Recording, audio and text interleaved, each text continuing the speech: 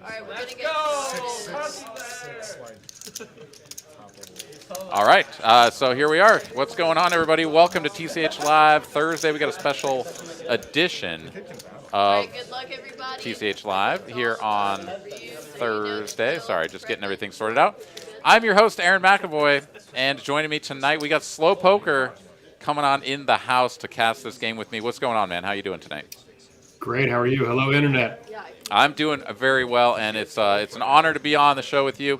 I don't watch a ton of poker vloggers, but I have to say that when one of yours comes out, it is always a pleasure to watch because there's just something about the way that you present the hands and just make some really good humorous little sketches and stuff. So really appreciate having you on the show with us tonight, and I hope everybody here joining us in the chat is looking forward to a fun game cast by Mr. Slow Poker and myself.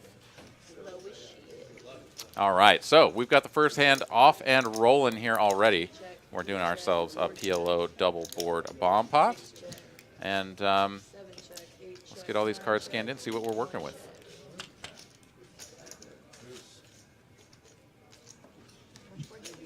All right, looks like we're just going to get some free turn cards here. Everybody checking on the flop. 3 check, 4 check, 6 check. Infinite cards to look at over here as Caitlin going to take a stab at this. We got Zach Slicer also at the table. We got Ming, Jaywin, Eric, and Mr. Poker Guru in town. Just the RFID ones or the normal? The RFID cards specifically? All right, so Caitlin's going to bet and just take this one down. Trip sevens, she's the only player with a 7, and also has the spade flush, so there you go. Easy peasy. So I can barely see the cards, so it's going to be really fun. So you're just going to have to read off every suit, just everything. Just read it all out, and that won't get annoying at all to viewers. Okay. Let's see. Is your video quality just going in and out, I guess? It must be something. I'll figure it out. Don't worry about me. Well, let's see if I can. Thank you, I see you. Hold on. All right, we'll do our best to get get Slow Poker some better quality video here, and in the meantime, I'll just go ahead and do my best over here as Caitlin. I saw an ace. Aces are good, right? Aces are, well, they're ones sometimes, but in this That's game, true, they're pretty good. yeah. Yeah. Okay. All right. I'm All a big right, fan, personally, of the aces.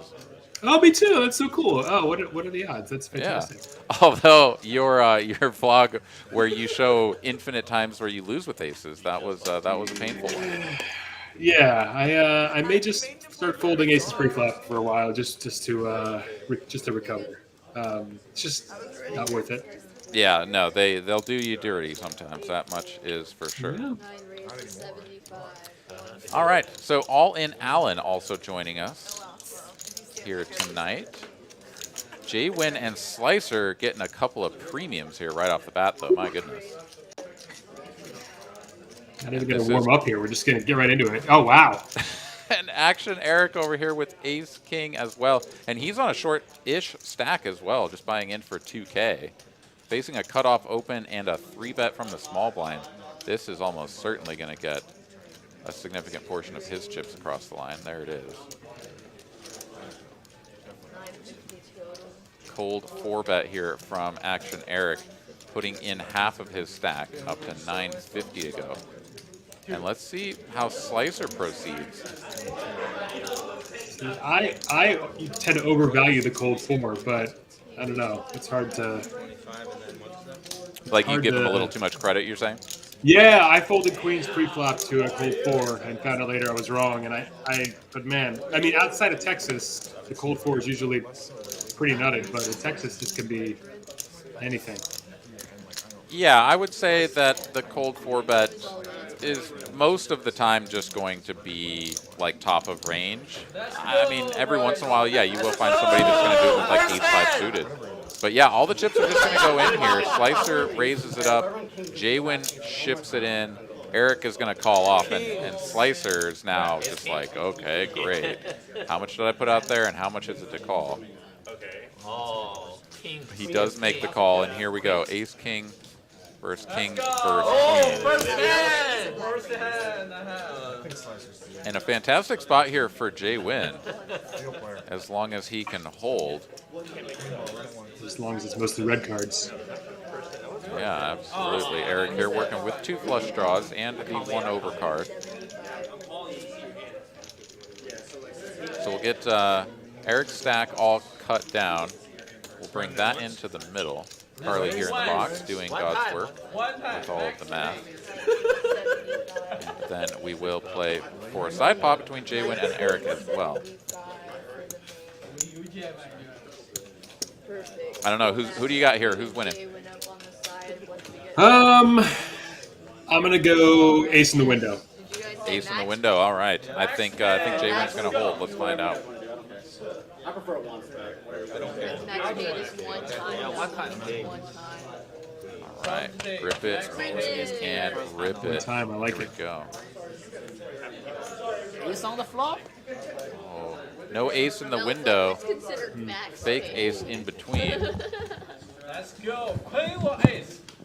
King still well out in front. Meaningless 6 of hearts here on the turn. And a 5 of clubs completes the board. Pocket kings will hold for Jay Win here. Massive double up plus an extra 2K. What a way to start the stream. Not too See, shabby. that's how it's supposed to go when you have big premium hands like kings or aces, right?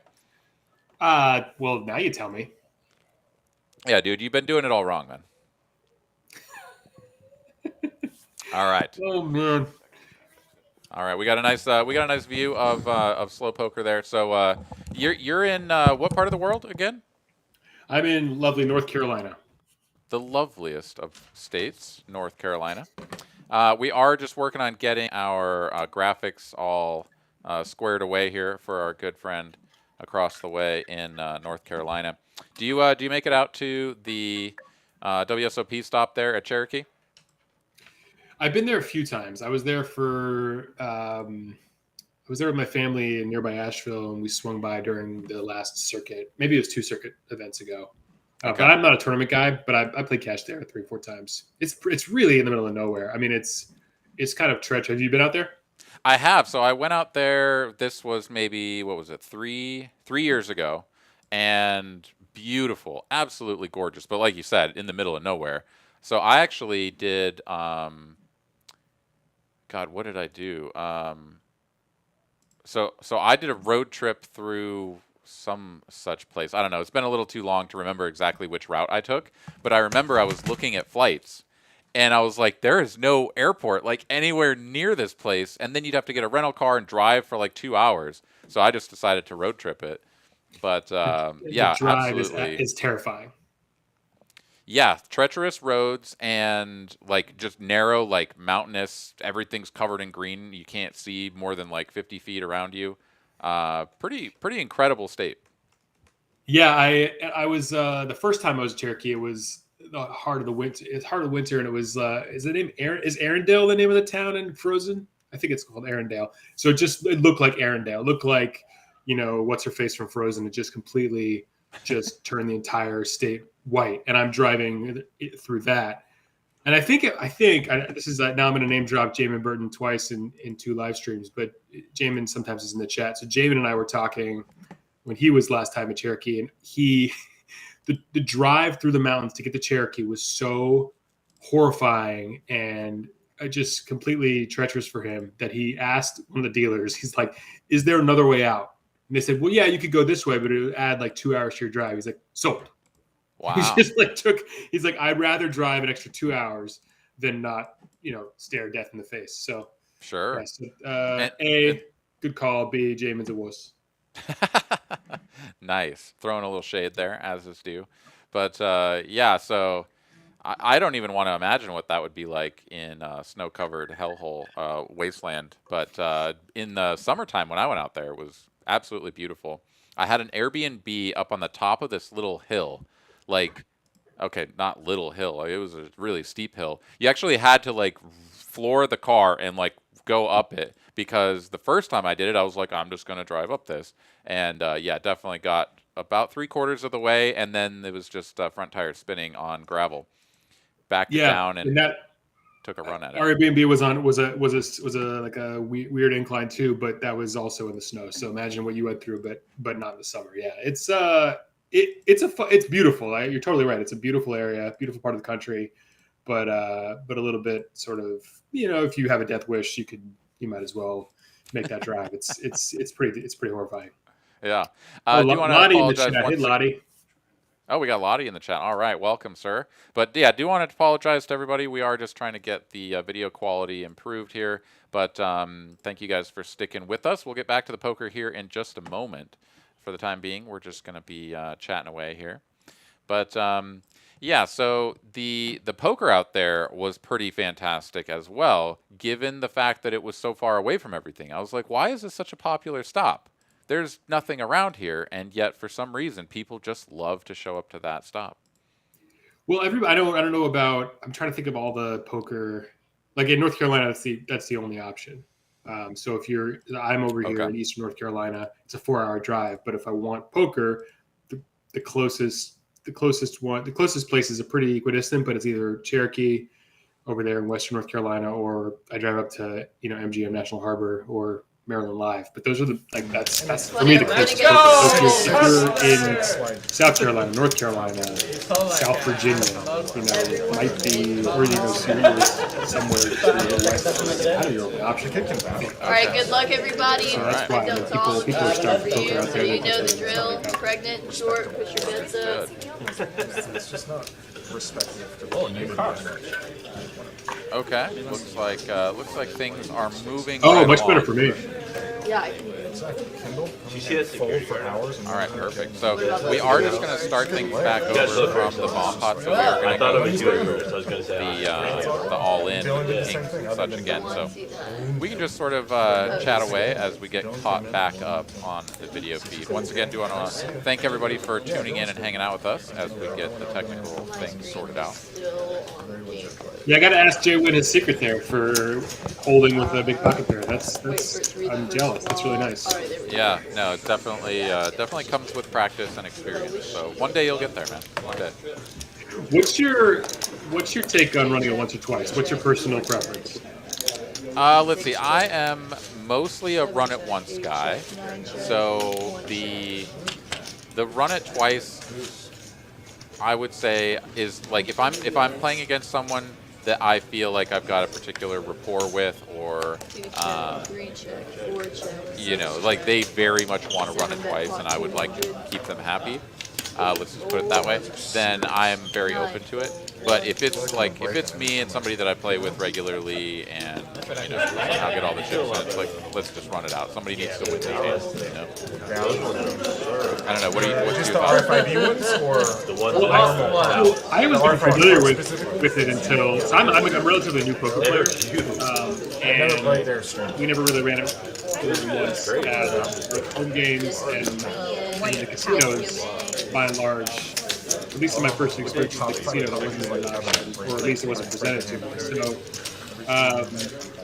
and I don't know. So I don't know if this is a sort of content creator in me, but the first time I was given an option, I just one finger. Like to me, it's two things. It's I want to just let the math do its work, but also if I put out a video where it's just a tie, it's just so important.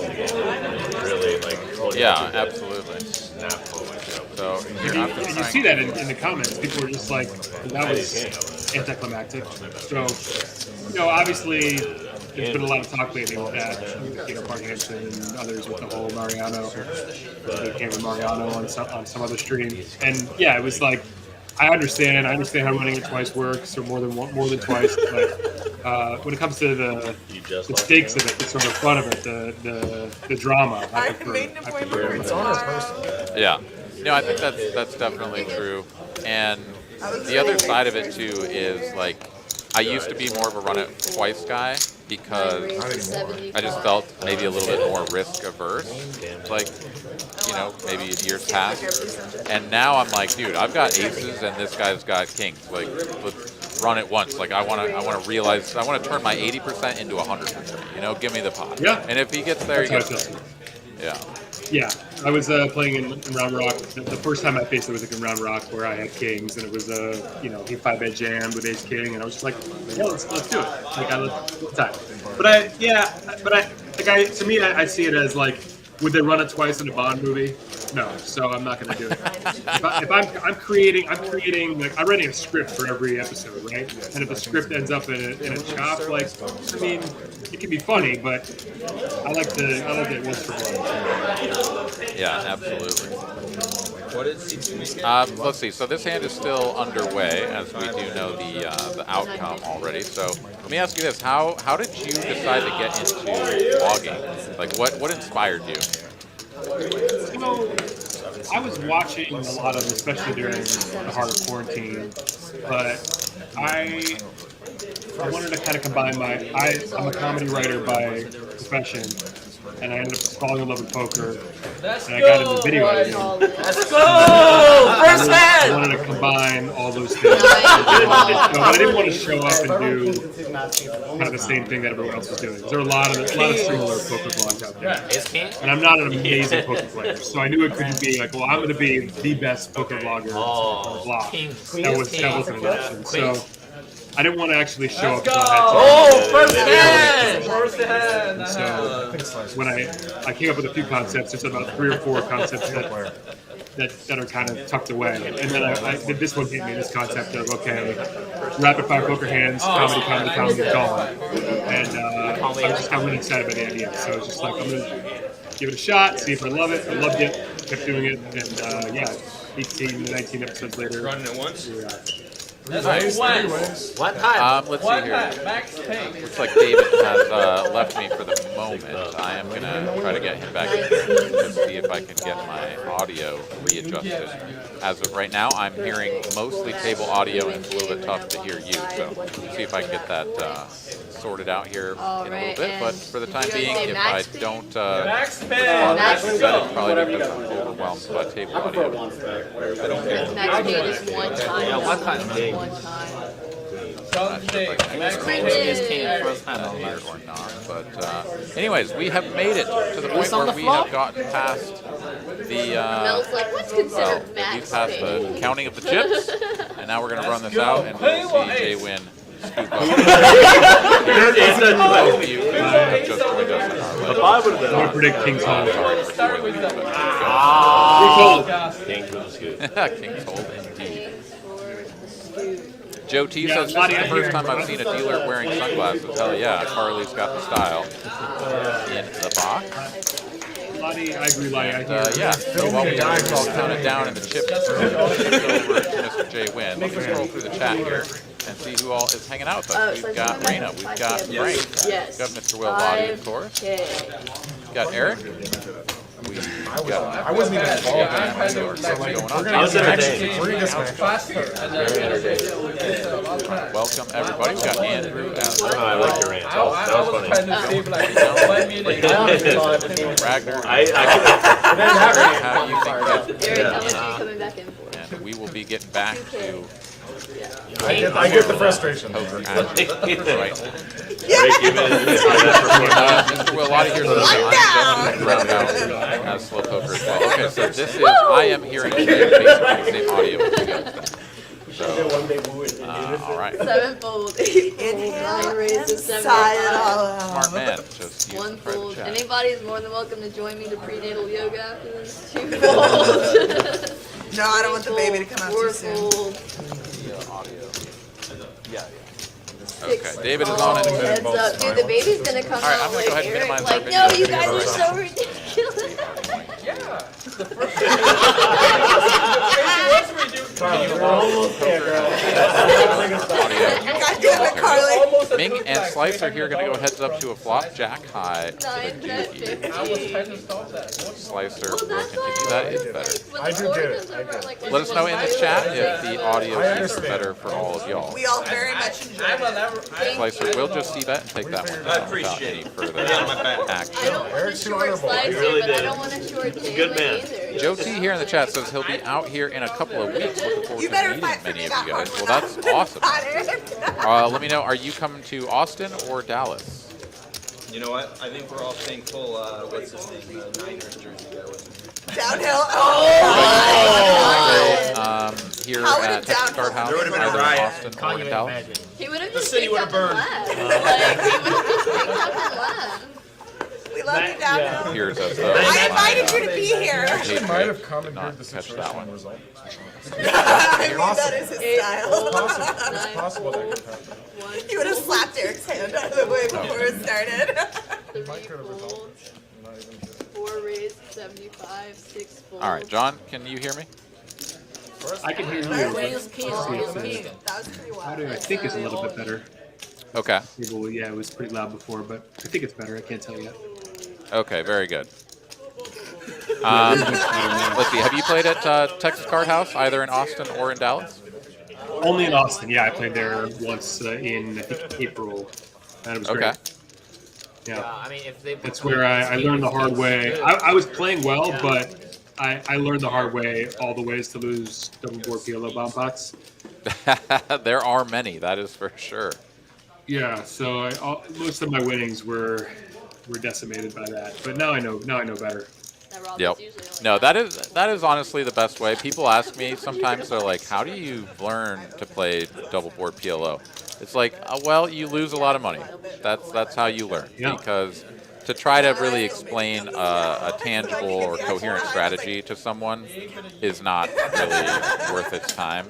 It's just like, you got to get in there, you got to mix it up, you got to find out that like trips or a straight are just not always going to be best, and you shouldn't just be piling a bunch of chips in the middle if you don't have a That's what I redraw. learned. Yeah, I learned actually. Lottie was the one who he quartered me several times because I'm a hold'em player. Right? I'm a limit hold'em player. I'm like, I flopped the nuts straight, like I'm golden. Like I get a pile of chips in there, but of course, I had nothing on the other board, and he had the same hand on the board I had nuts on, and so I lost a ton, and I have no idea because I'm so accustomed to you have the nuts, you have the nuts, you have the nuts.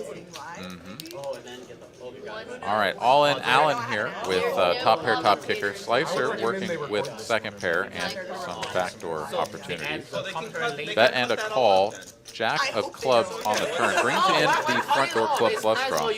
All in Allen here controlling the ace of clubs, so he should feel quite safe in continuing to bet for value. Thumbnail? Now the 275 here from all in Allen, and that will be the end. It was nice to have that ace of clubs in your back pocket. See what I'm talking about? Absolutely. They're ridiculous. My favorite part. Ridiculous.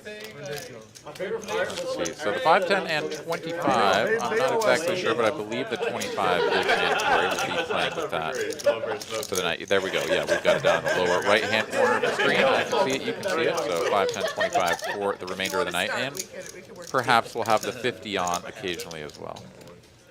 Tell me, in the games that you play, does the straddle ever creep in, or is that really sort of a rare occurrence?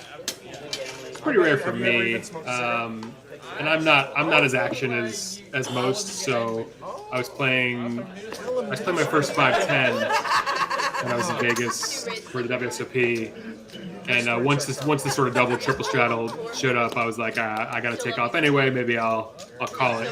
But I know that's not good for the game, but no, I would say once when I was in Round Rock, there was like a massive amount of straddling, but otherwise, yeah, I see the sort of like the under the gun straddle, and that's it. That's been 90% of my experience. Sure. All right, a couple of 10s here for Jay Win, a couple of 9s for Ming. Sorry, we're bound. Gonna go open in the low jack, 3-bet on the button, and a call. So Ming in position with the betting lead, gonna drill this flop with middle set. Jaywin here looking at an overcard to his pair. Does have the 10 of diamonds for a couple of backdoors. Checks it over, and Ming will continue. Looks about 1/3 I think Jay was due for 185. And this is a spot where most of the time you're gonna peel one off, and if your opponent continues the aggression on the turn, you have it improved, you're gonna shut it down. Let's see how Jaywin plays this. I'm just happy he wasn't in the hand. He was the one that turned over aces against me like 2 weeks in a row. Jaywin really going to think this one through and then just let it go. Gives Ming credit for having some sort of value hand. Just an overwhelming percentage of the time that he doesn't even want to put 180 more across the line. What do you think? Sometimes you like to see that ace, sometimes you don't. In that case, that was unfortunate because, obviously Jaywin could continue with, all the ace queens, ace jack suited, and unfortunately in that case, I know who that is. Yeah. for the nines, yeah. I like the fold. It's like there's too many ace X. Did you have a third? I would assume he wasn't thinking trip nines, or set of nines, but yeah. It's, I like the fold. Yeah. But I'm So- very, very tight.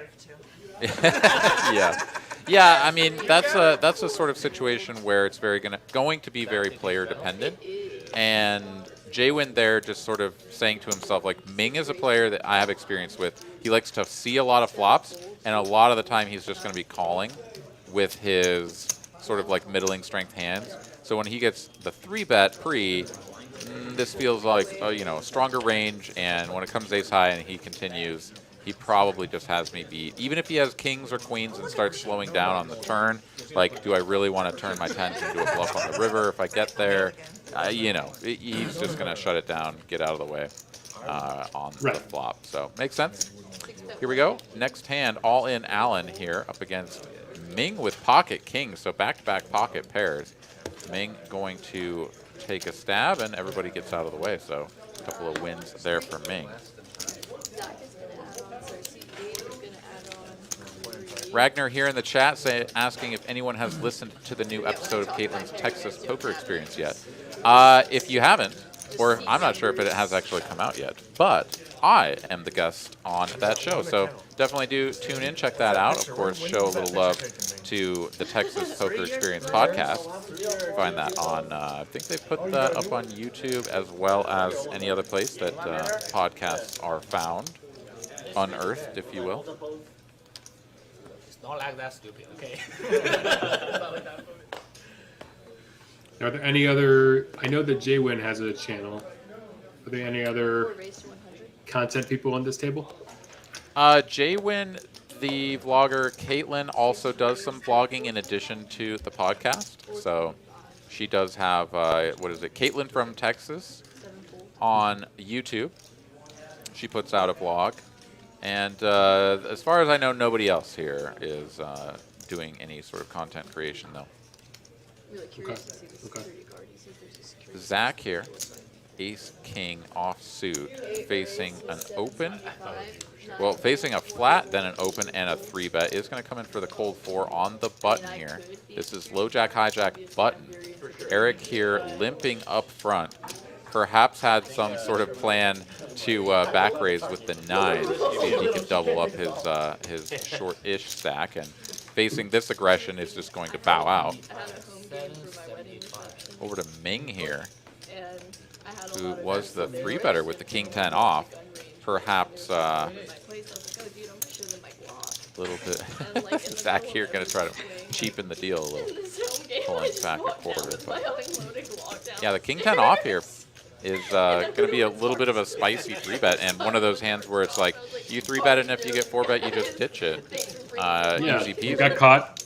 Yeah, and that's sort of the nice thing about 3-betting hands like king 10 off or ace 10 off, is that you can just let them go. But no, Ming is going to say, hey, for this price, I want to see a flop, even though I'm out of position facing a cold 4-bet range. And he I guess when you know the flop's going to be ace jack queen, you might as well, right? Yeah, or like 10-10 king or something. Also nice. Doesn't come either of those, but a couple of jacks and 1-6.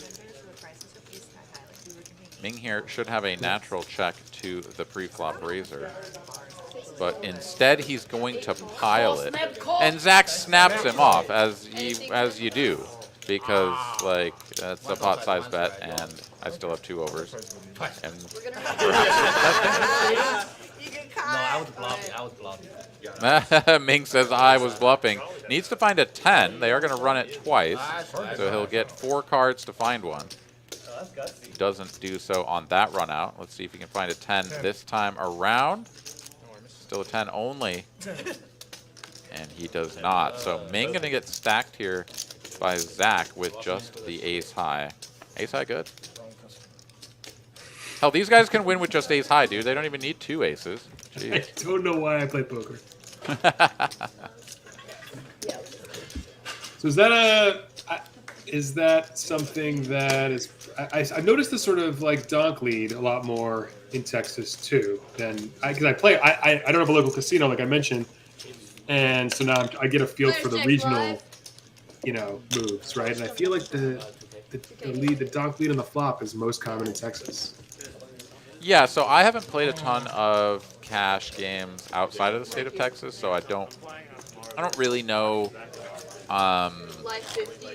if that's a fair statement or not. It's certainly something that we run into here. So if nobody's doing it outside of the state, then yeah, I guess we got to own it. Oh, no, they do it everywhere. I'm just saying if I had a tally going in my head, that's the donk lead on the flop, and also a lot of cold calls from 3-bets.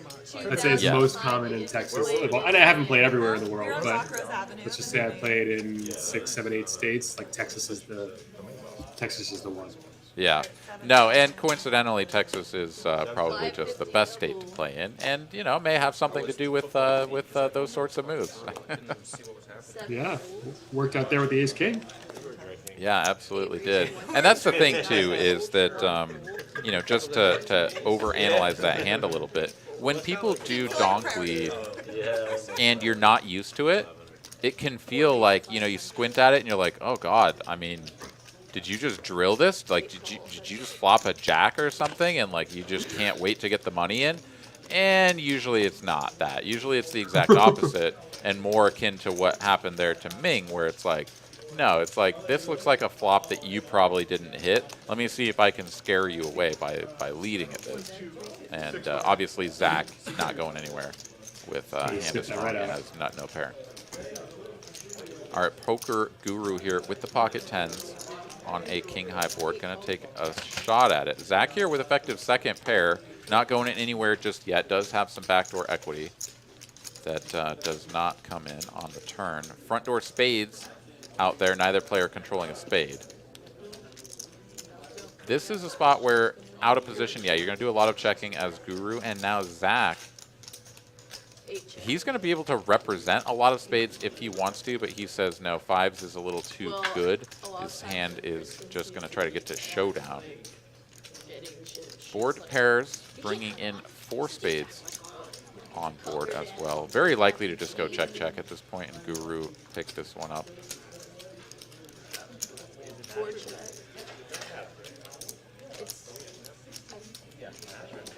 Yeah, the thing for Zach is, like, if his opponent did just have some sort of, like, ace, queen, just, whatever, like clubs or whatever, just takes a stab at it and now is just shutting it down, he can just win this pot by checking behind, but he is going to try to get a better hand to fold and take a shot at this for 1/3.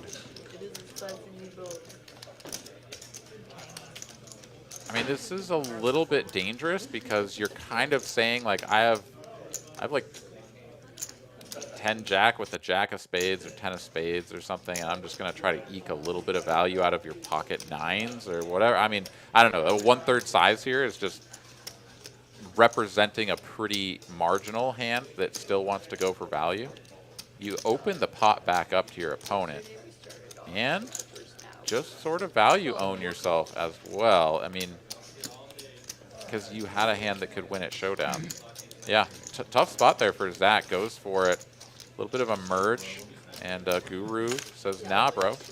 You probably can't beat pair of 10. And picks him off. Nice call. Nice call. Yeah, absolutely. And I don't know. I mean, credit to Zach there for merging. I don't know.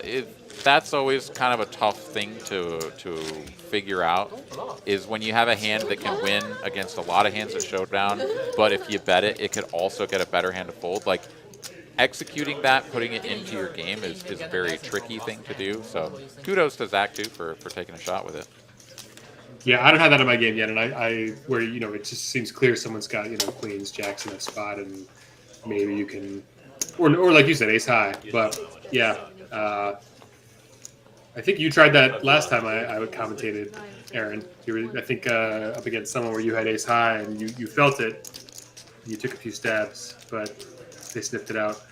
Yeah, no, it's part of my game I want to try to improve on. Yeah. Well, I mean, because it's tricky, because, like, sometimes in that spot in particular, right, like, pocket fives are just going to be good a significant portion of the time. I don't remember the exact scenario that you were talking about, but, like, ace high, how often is that going to be good? You know, like, still a reasonable amount of the time, but, I mean, when it becomes very clear that you're trying to get a better hand to fold, it's like you know that you're just bluffing. But when you're in that in-between spot, that's when the merge really becomes sort of the curious novelty in this game, which is very, very fun to execute if you can get it done. The best is doing that multi-way where you can get the best hand to fold and then the worst hand to call. There's nothing better than that feeling ever. Guru here going for a raise, check and a raise, and Ming here, 2 aces with the ace of clubs, just going to call. Now Guru here, first to act, still just king high. I think if you're going to continue, which you have to if you're going to take the check raise line on the flop, you need to go big and juicy here. But he is just going to slow it down and see what happens. Hope perhaps that Ming has some sort of like king-jack or ace-jack hand that isn't going to bet and open themselves up to another check raise. But Ming here definitely not concerned. Goes for an overbet, 1.5x overbet here. And quick fold from the king-high clubs. Spicy hand right there. Yeah, I'm not even sure quite how to feel about that one. Feel like definitely there were plenty of options for both players that deviated from those that were taken.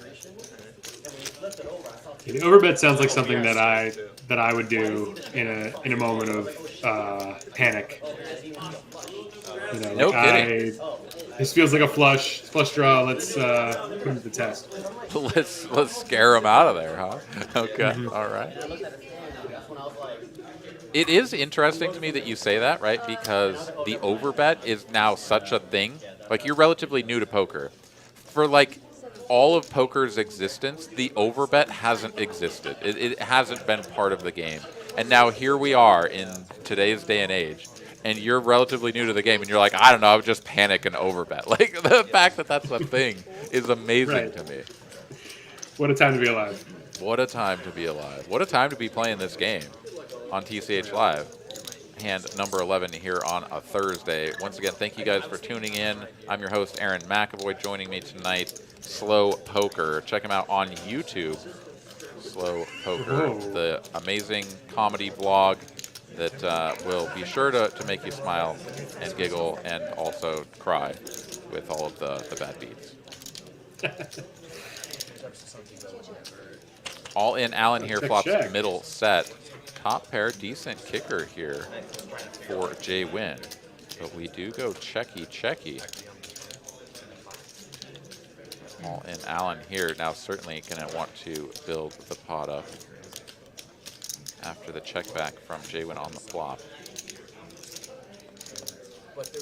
540 in the middle, all in Allen, the effective stack on just under 3K. Yeah, he's going to go chunky here, as you do. Speak of the devil. Yeah.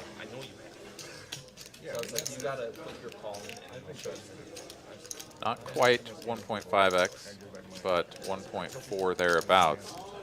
And Jaywin will make the call here. Front door club flush comes in. Not what All in Allen had in mind for getting the rest of his chips in for value and, you know, sort of fist pumping his way all the way to the bank. But still kind of tough to do much of anything other than bet again, right? Like, if you're all in Allen and you check and your opponent goes all in, like, you're going to have to call because your hand is just way too far up in the range. Like, if you only call with flushes, then you're never calling. So yeah, instead you want to go ahead and take a stab. And Jay-Win, of course, with the king of clubs, is going to make this call very quickly and find out that, wow, I could have lost all of the chips, and so nice hand. Yeah, sneaky check on the flop there. Got him paid. Absolutely right. So tough spot there for Jay-Win, but after winning a 12K pot on hand number 1, you can't complain too much, especially since he didn't pay that man all of the money. If we take a look at the chip stacks and the net earnings, Jay-Win still up almost 5K. Slicer still down the most. Eric and Ming stuck about 2K. Everybody else in the positive. So about how many hours a week do you say you get to play poker? Not many. Not many. So, it's more like I have to travel. Okay. So like on average, you're just kind of doing regular life stuff, and then you make like a poker trip out of it. You go somewhere and film a bunch of material. Exactly, and it's usually like a long stretch. So I'm just now finishing my last episode from this sort of 3 or 4 day stretch at MGM National Harbor, and I just I squeeze as many episodes as I can out of that trip. And then my next few episodes are all going to be Round Rock episodes, and then after that, a bunch of Vegas episodes. And so I'm going to be in LA in a few weeks, so that'll be my next banking of episodes. Oh, look at this! Sorry, I'm just nesting the flop. It's a shame Zach has absolutely nothing. Well, if Zach has absolutely nothing, yeah, I was going to say he could try to go for something, but all in Allen had already wagered, and yeah, you're not going to go anywhere other than Fold Town with the 10-6 clubs here. I don't think anyone cares about spoilers, but my next episode, Pocket Threes, is heavily featured.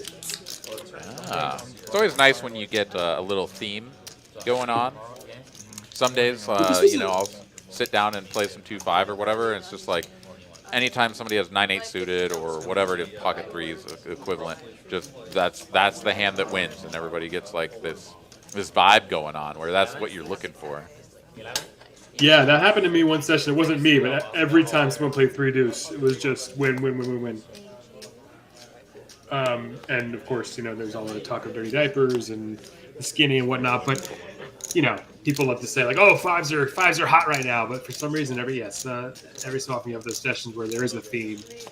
And in my case, that's as a writer, you love that, right? Because you're just like, okay, I've got my arc, I've got my narrative. In this case, yeah, the tail end of this episode is a Pocket Threes. Interesting. All right. Well, I look forward to seeing that. 8 raised to 800, 9 fold. All right, we've got a big chunky raise here. Eric taking it up with the 7s to 375. Zach here makes it 800 to go. And Eric here has to decide if he is going to play for all of it or let the 7s go, sitting on only 1.6K behind.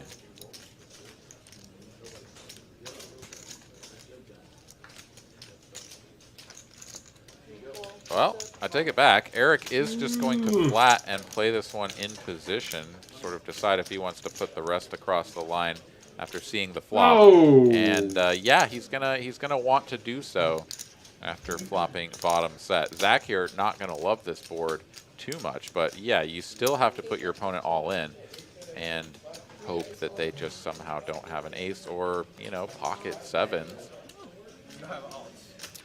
I mean, at the end of the day, this hand would have played out the exact same way, whether Eric had chipped in 3 or not. So here we are.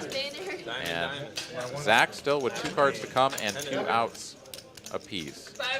Diamond. Oh, there's a lot more outs for Zach, as he can now hit all remaining diamonds in the deck that don't pair the jack, and instead it's a 5 of clubs.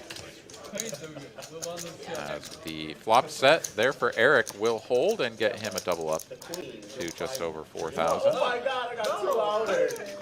I would always grind my gears if I was playing. I played a lot of the nickel stakes in the beginning of quarantine just to kind of keep my brain sharp. And I would always crack up. I had pocket aces. Someone would 3-bet with 8s, and I would 4-bet massive, and they would have like you know, 10 cents behind and call it off. You know, set mining with, you know, just a suicidal set mining mission. Yep. And always hit, of course. Oh yeah, always does. It's always coming. That's kind of what that felt like just now with the sevens. Like you said, like either you're going with it or not. I But knew he was fucking with me. yeah, In another life, Yeah, Sometimes you but feel coming, I okay, guess. so I swear to God, so fingers speaking become from like a game theory standpoint, it's kind of like you're generally going to just pile it in there or fold because like stack to pot ratio is just so out of hand that it's like, well, what are you going to do? You're really going to see a flop you don't like? But I mean, if it comes ace king queen and you get to save your $1,000, that's actually a win for you. So there's nothing wrong with it. It's just at the same time, if it comes ace king queen and your opponent had sixes or whatever, or maybe ace king queen is like a bad example, but like ace jack, you know, 5, and they've just got some king 10 or whatever it is that they're giving you the business with. Because again, this is a relatively small 3-bet there, right? I mean, it was 800 off of 375, so it's almost a min click. And so you're getting a pretty decent price to see that flop and then be able to get away from it if it looks too scary. I'm You know, smiling at him. everything is relative. Carly played with fire today. She's like, I'm pregnant. I say what I want. 3 players. That's what happens when I get on a live stream. I just know everybody. I just feel frisky. Okay. All right. Frisky. All right. So here we go. We've got an all-diamond flop here. Ming controlling the ace of diamonds, Slicer the 3 of diamonds, and Zach here with the top pair, but no kicker. Gonna check through, see a free 9 of hearts on the turn. Definitely think it's time for Zach to take a stab at this. Get a little bit of value, perhaps deny some equity, and he will do so. 9 fold. Just over 1/3 pot, if I'm not She's like, mistaken. "Oh, Oh, half pot. Giving them the 420. did I?" There's a nice little theme for you around here. Is in the 5, 10, 25 game, the 420 bet comes up quite regularly. I have noticed that. Yeah. So Ming here only Heads up. working with the diamond. Oh, I guess an ace was actually good for him. So ace and a diamond would have improved his hand. Gets neither. Zach here instead improving to top trips. Sit in the corner and have Now he's going to go for value against a jack Definitely do avoid that. and effectively put Ming all in. But I was thinking, I've got Just a tad shy. I just think the whole thing is Just- And if Ming did have a jack with diamond or something like that, I just like, I want to support the industry. And, like, that I'm trying had to catch gotten to up this with point, these might guys. feel inclined Either I'll do to go ahead and pay this one off. As it stands, just the ace high. I think a pretty good the first day of tournament is the best time because you get hold there. Would have been interesting if Zach checks. It's like I If Ming would have tried to go for it, hit him with the dry guy, you know. Got the ace of diamonds. What am I gonna do? Am I gonna win this hand by checking behind? Maybe not. the logistics of the chair. But similar situation to what we were talking about before, where you merge with, you know, like pocket fives or something. Sell this. Yeah. Having the king there, but the front door diamonds misses. It's like, all right, is he calling with a jack? Or is he calling with a big diamond? Like, which way did he want it to go? And if I check, is he going to bluff, or is he going to check behind with the jack? Right. So you kind of flip a coin in your head and see if you can do the right thing to get paid. I Right. was gonna apply to an Right. MFA program before I went into poker, and I was working in hospitality. I was trying to figure out what I wanted to do. I considered grad school at UT. All right, maybe onwards and take that upwards. damn Hand number test, 15 and I coming would've at had you. to learn like pre-calc again, and I just couldn't do it. I Alvin like, I teaches couldn't- poker, hanging out here in the chat. Hey, what's going on, man? couldn't He says remember Zach how should to check do that again shit. as part of the whole strategy. And yeah, I mean, there's absolutely, that was a line that I was thinking of as well. Of course, it's always tricky when we can see the cards. It kind of can influence your thought process on which line you Rush should on take. But live. when you can go one of two different ways, and especially when you're out of position, sometimes the check to induce is going to be the more dominant line. Just because you're going to do a lot of checking out of position anyways, and so if you're not trapping at a high enough frequency, then your checks just kind of start turning to dust, and your opponent can attack you relentlessly. So do you like that? And yeah, good to see you there, Alvin. What do you It's need? the right way, but What do you need? Or a Diet Coke or something. Can we get like a water? I can get you water. Thank you. What's your take, Aaron, on the betting, having your bet size telegraph what you have? You know, where you like bet 555 because you have pocket fives. Oh, I mean, Yeah, we don't have every any once in a while, I will see someone bet what seems to be an odd amount, and it will kind of like, you know, kick the memory banks a little bit. You know, like, wait a minute, what is there something to this? It's just not. They bet 75 or they bet 70 on like a turn 7. You know, something like that. You're like, oh, is that just some subliminal messaging going on here? And against players that are generally quite weak or that don't play with a lot of aggression in their game, I think that those can actually be information that you can put to use. But when you're going against someone who Pretty nice. just, you know, is like a pretty balanced player, I feel like they're not going to do something like that. I don't try to read into it too much. But I had forgotten about that because every so often I would see that, you know, in the micro stakes, and then in my last episode, I noticed only after putting it together that he bet 550 on the river with quad fives, and probably should have known. 550 with quads. Yeah, there you He go. told me everything I needed to know. Yeah, man. You got wrecked. You got owned. You know, You want a color? yeah. 9. Owned me Let's see, twice. Arena asking Same guy. why is Slicer at 0 hands? I saw don't that know. too. We'll keep an eye out for that. But we may have lost some information when we reset the stream or something. Well, I don't know if that's true. I'm not sure. I wasn't sure if that was hands played or aggression frequency or what, but yeah, it did seem odd. 4 bet 50. Yeah, there's usually like the column that just shows how many hands they played. And presumably that's the one that Slicer had at 0, but perhaps it was just we were misreading the situation. Anyways, here we are, heads up between Eric and Poker Guru, both players with a pair going with the 5s on board. Eric improving to the best hand on the turn. Comes another deuce, though, here on the end. This is going to be bad news bears for Eric. He is going to check this over. Neither player controlling a club. And Guru here. I want to pick a size that can get paid by probably just like a 6. And yeah, 500. I mean, if you can get called by a flush, of course, obviously not going anywhere. But yeah, Eric pretty quickly going to make the call there, as I think you have to.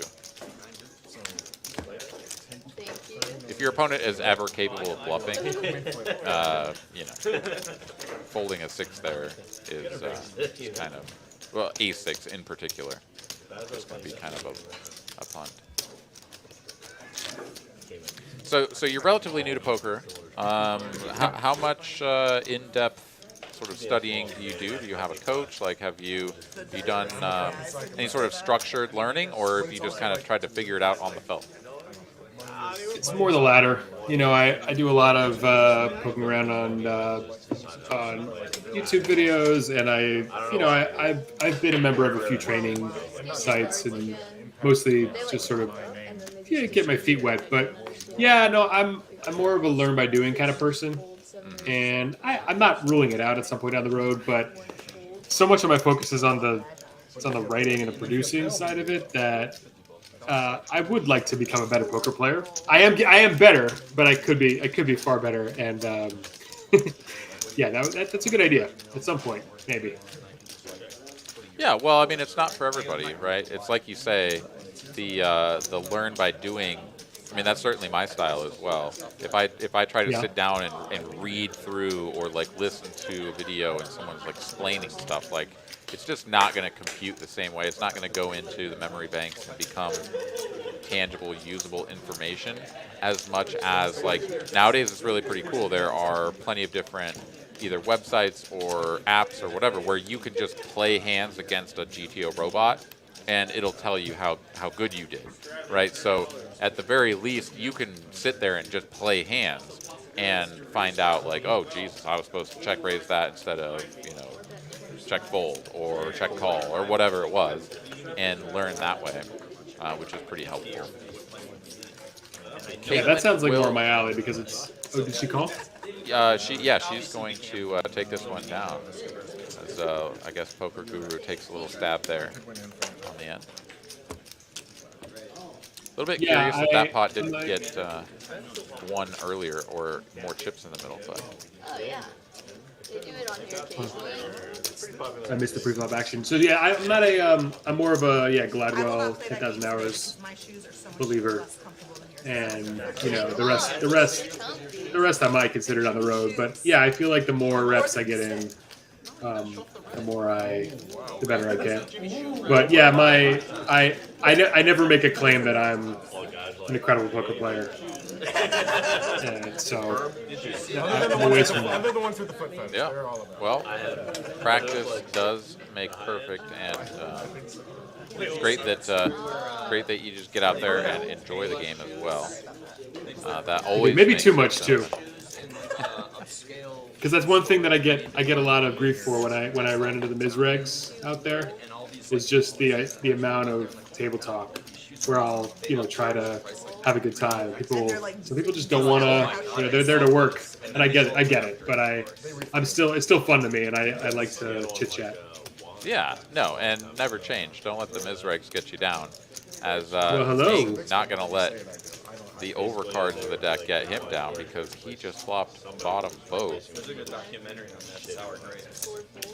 All in, Allen going to take a little feeler stab at this with the ace king and the pre-flop lead. And Ming will make the call. And all in, Allen here with the ace of hearts. Yeah, definitely just a spot to check this back. It's kind of like, what can really call me?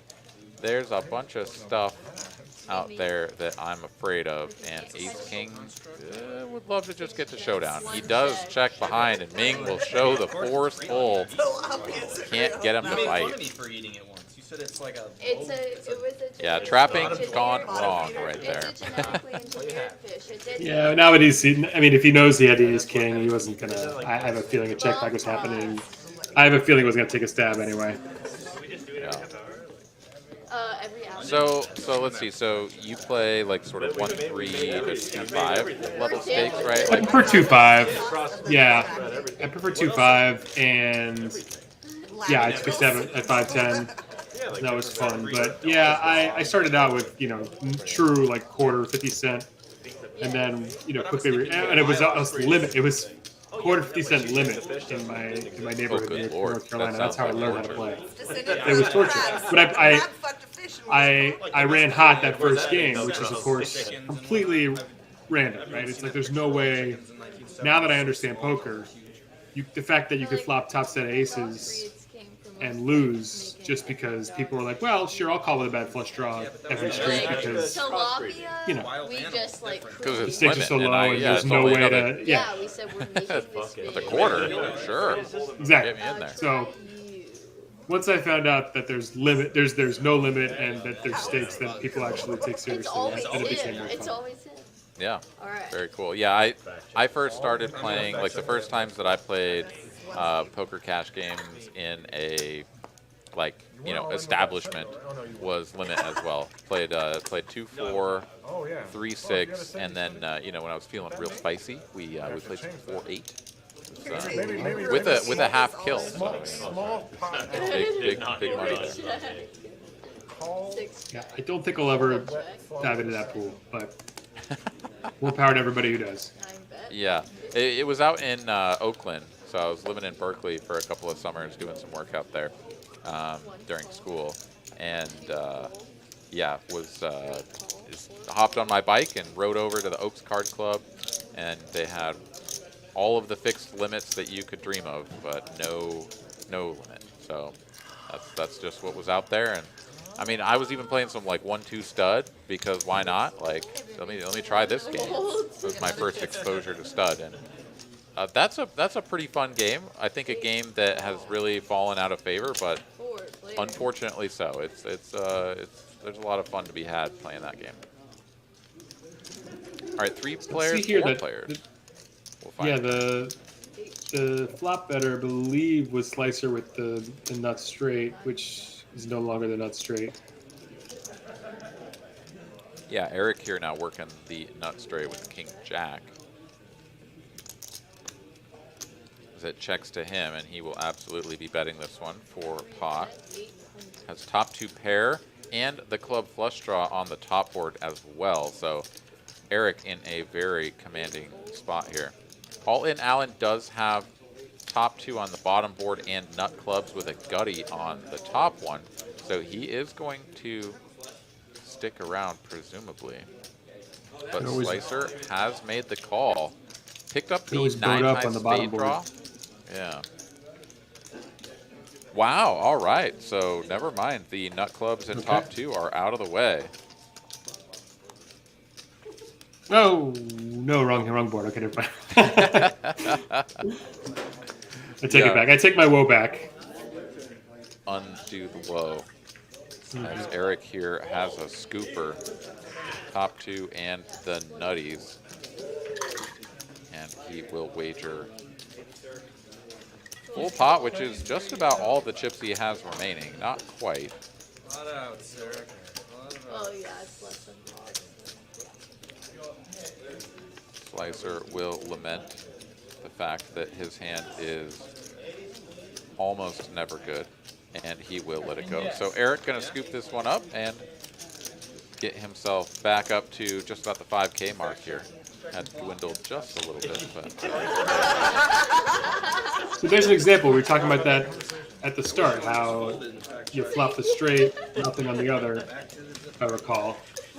Then you lead out. It's probably not the best move there with a 9-handed table, right? yeah, he had a bad gut shot, and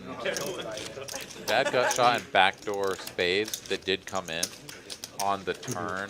But yeah, not a very inspiring hand. I tend to agree with you. Whenever I flop the nut straight on one board, but my outs on the other board are very sort of like nebulous. You know, you kind of have to squint at it to see how you can improve. Yeah, I'm not betting. Same goes for bottom set. You know, It comes like Jack 6 deuce, and I'm on pocket deuces. Like, I better have a whole lot on the other board or some significant redraw equity for me to continue, and otherwise bottom set, nah, bro. Like, I don't care if I have the best hand right now. I don't. I'll fold to you. You could show me your hand, right? And like, you've got stuff on the top board and some draws on the other one. Like, no, I don't know. I don't belong in here. 4 raised to 5. Agreed. 6 folds. 7 folds. And yeah, and that's part of the learning process, right? Is like getting stacked because you just sort of like held on for dear life with your bottom set, and you were good. You were good on the flop. You were good on the turn, and by God, they got there somehow. You know, shit. Who could have guessed with 4 cards apiece? All right, heads up to a flop 7-6-4. A couple of spades out there. Jay Wynn flopping a gutty to the straight flush. Guru 2 over cards and backdoor diamonds, so could definitely see a check bet call here.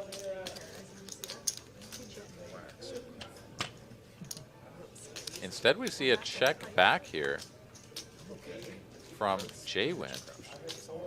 Interesting play. His hand would benefit a lot from holding out all the jack, queen, king, ace highs of the world, and can always call a check raise. So very curious play there from Jay Wynn to not bet. Poker Guru here, picking up the backdoor diamond draw. Still with the 2 overcards. Is going to take a stab for 400. Jay Wynn calls in position, drills the straight flush. What a dream. Thank you, Ming. Yes, it's going well. And Poker Guru here now has to ask himself, what can my opponent check back flop and call turn with when I control the queen and the jack of diamonds? I mean, there are some ace X type hands out there that that just might not give you credit for anything. Like ace jack of clubs, for example, is like you completely unblock all the draws, so you'll go ahead and float. If it bricks out, your opponent checks, you might just win. So yeah, let's attack those. Let's see if we can get ace jack of clubs to fold. Bet 600 here. I think ace jack of clubs probably would. So Guru here with a pretty small wager going for a very particular hand class to fold out. When he gets raised here, his hand will instantly hit the mark. I can only imagine. Jay Win now. Yeah, Jay Win's doing cartwheels here, but yeah, he's hoping that the Guru has something, but sadly for him, like you said, instant luck coming. Very similar thing happened to me earlier today. I had 5-4 of diamonds, flopped a flush with an up and down straight flush draw, 6-7 of diamonds on the board, 6-7 deuce, and got to the river, 3 of diamonds. I was like, oh hey, I have a straight flush. Let's hope that the dude was calling me down with the ace of diamonds, right? And he did not. Same situation here for J-Win. You're like, please, sweet baby Jesus, let you have ace X of spades or even king X Pocket of spades, eights. and you just don't believe me. Yeah, pocket eights. Oh my God, something super nasty for sure. Yeah. Mr. Guru here does squint at this for a little while just to make J-Win think that maybe there's a call coming, and then lets it go. For all my fans out there that tell me I'm too tight, yes, I would have folded if I was in Jay Win shoes there on the river, just because you never know. I mean, there are better hands, so you just don't want to really, put all your chips at risk in case someone's got the Royal Fistbin. That's right. Ragnar in the chat saying that bluffing out of position is the worst feeling ever. I agree with you that bluffing out of position is sort of a challenging thing to pull off and doesn't feel great. But I'm just trying to think, what's a worse feeling?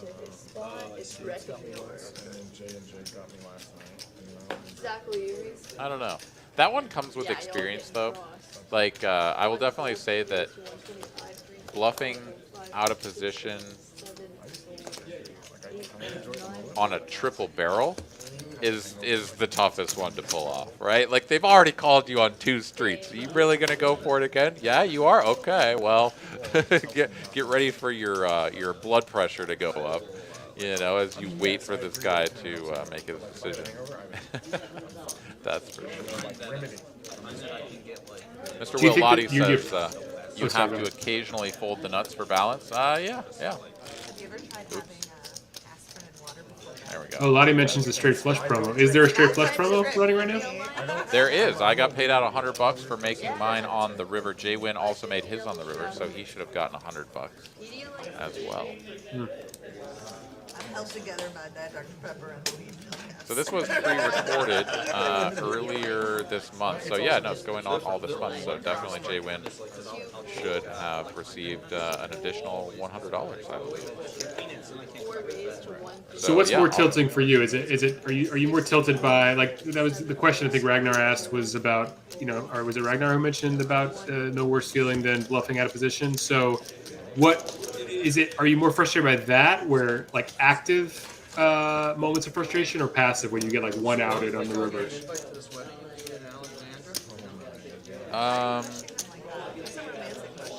So you mean just like in terms of relative unease, like if I'm Yeah. bluffing or if I get one outed?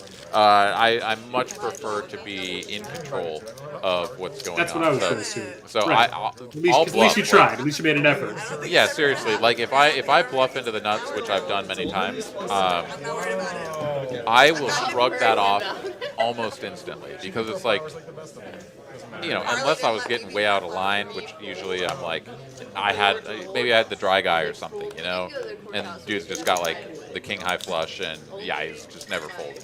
Okay, big deal. You went for it, it didn't work out. We can move on with our lives.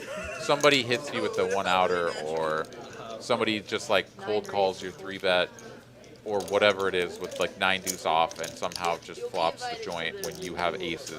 That's the kind of stuff that will tilt me out the room. Yeah. Once I can not be fat in my dress and actually look nice. Caitlin here, 5-4 of diamonds, going to get raised from Slicer in the big blind. Can't really feel like Her hand actually has a lot of value against his range, just because if she does connect in a meaningful way, it's going to be very disguised, and she can, you know, potentially stack her opponent on some very sort of coordinated boards that he's just not going to give her a ton of credit for down on the bottom end. But it is tricky, and even though you're in position, letting go of 5 high is like never a terrible thing, so she lets it go. It is a pretty hand, though. I agree with that. 5-4 diamonds, that's what I made my straight flush with, man. She missed her opportunity right there. $100 in the bank. And if you flop it, it's $300. So 300 on the flop, 200 on the turn, 100 if you make it on the river. She could have just flopped it. And steel wheel pays double, as does the royal. Come on, I mean, Caitlin. that was like $600 right there. I'm not going to listen to her podcast now. I take it back. Shut it down. Yeah, get out of there. She Sorry, Caitlin. the pooch. You had your chance.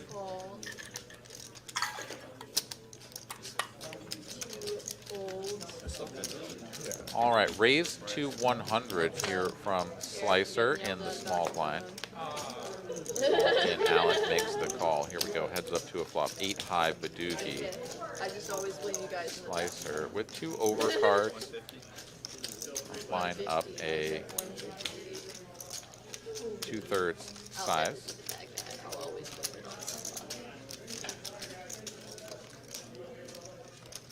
One call.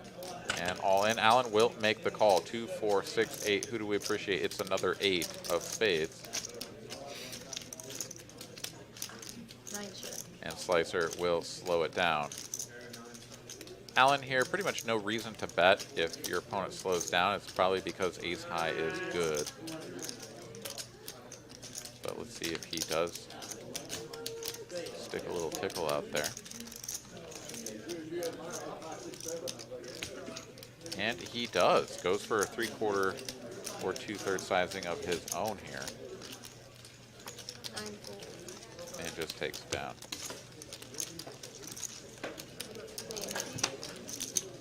We just saw Slicer play a hand, so whoever's concerned that Slicer hasn't played a hand, the stats lie. Yeah, got stacked in hand number 1 and then was just like done. Just like, nah, bro, I'm not playing anymore. Poker Guru up Taco Bell money here. $40 in the green, flat.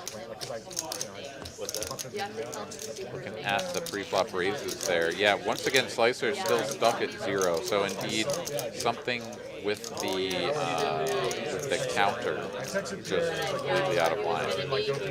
It's like Slicer just doesn't exist. He's like from the Sixth Sense or something. Just, you know, he's a ghost. Yeah, he should look in a mirror and see if he can see his breath or whatever. All the best steps for making sure you're still alive. Yeah, that you're a real boy. Yep. You're a real boy. Yep. Slicer is not a real boy this time. 9 triz, non-believer. All in Alan here with a couple of ladies. He will stink a pink chip out there. He'll stink a pink chip right across the line.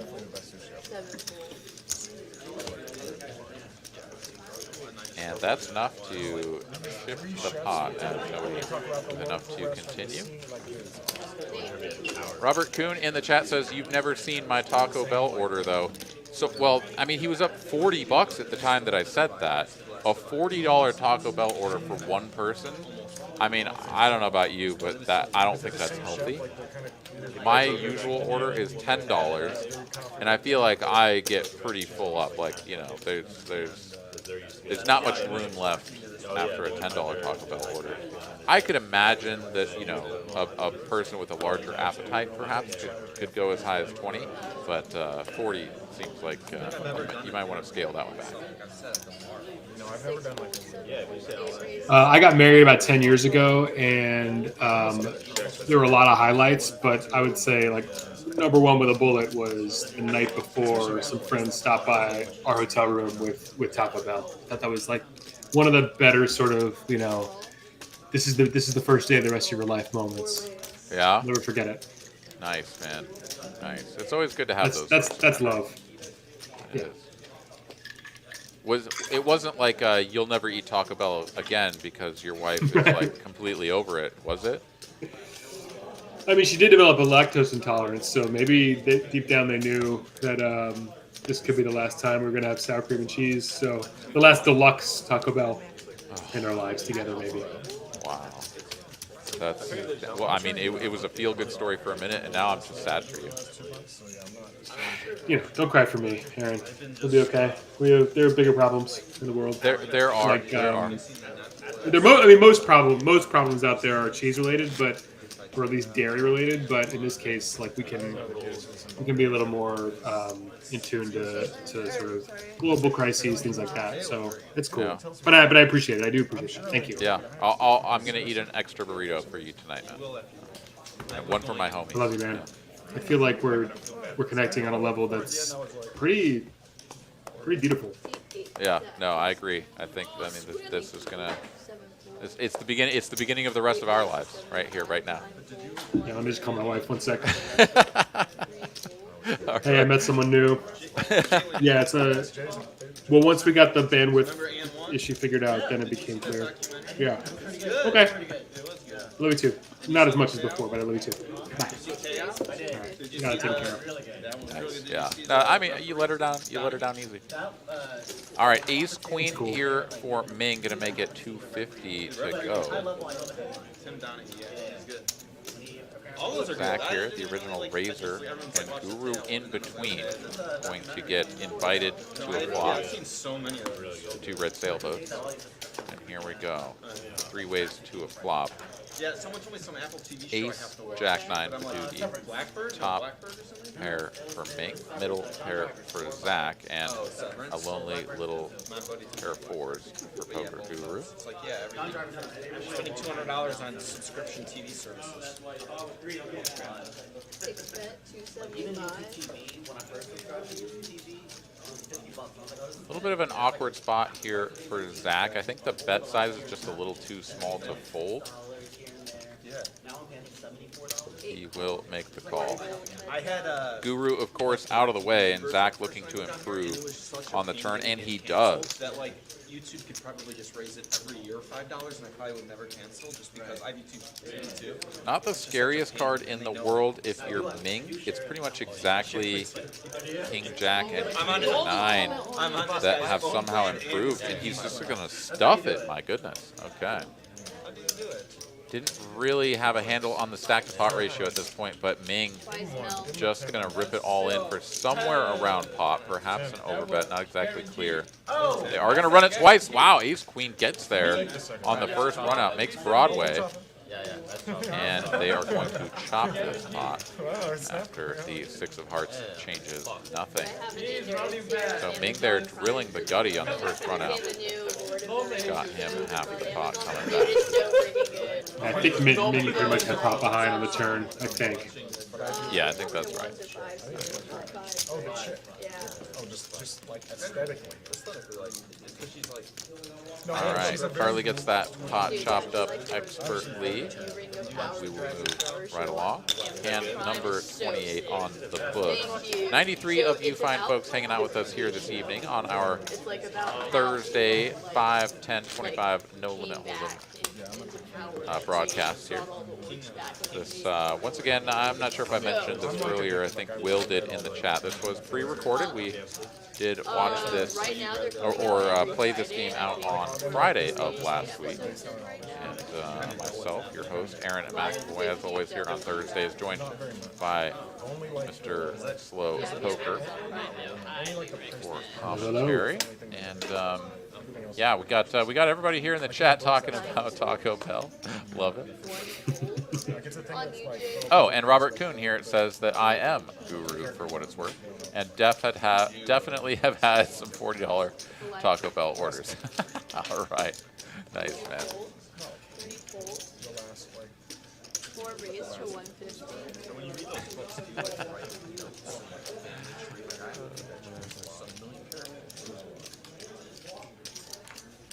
I don't know how the chronology works in the book. A couple of different names here. We got Taco Hell. We got Taco Smell. 6 raised to 4. I mean, who doesn't love a good taco 7 smell? fold, 8 fold. That's one. I mean, that's a glorious smell. it's like how storytelling's originated, right? Like, I remember as a kid when my mom would make tacos, stories, like, you can that only write smell wafting up, you know, from the kitchen was right?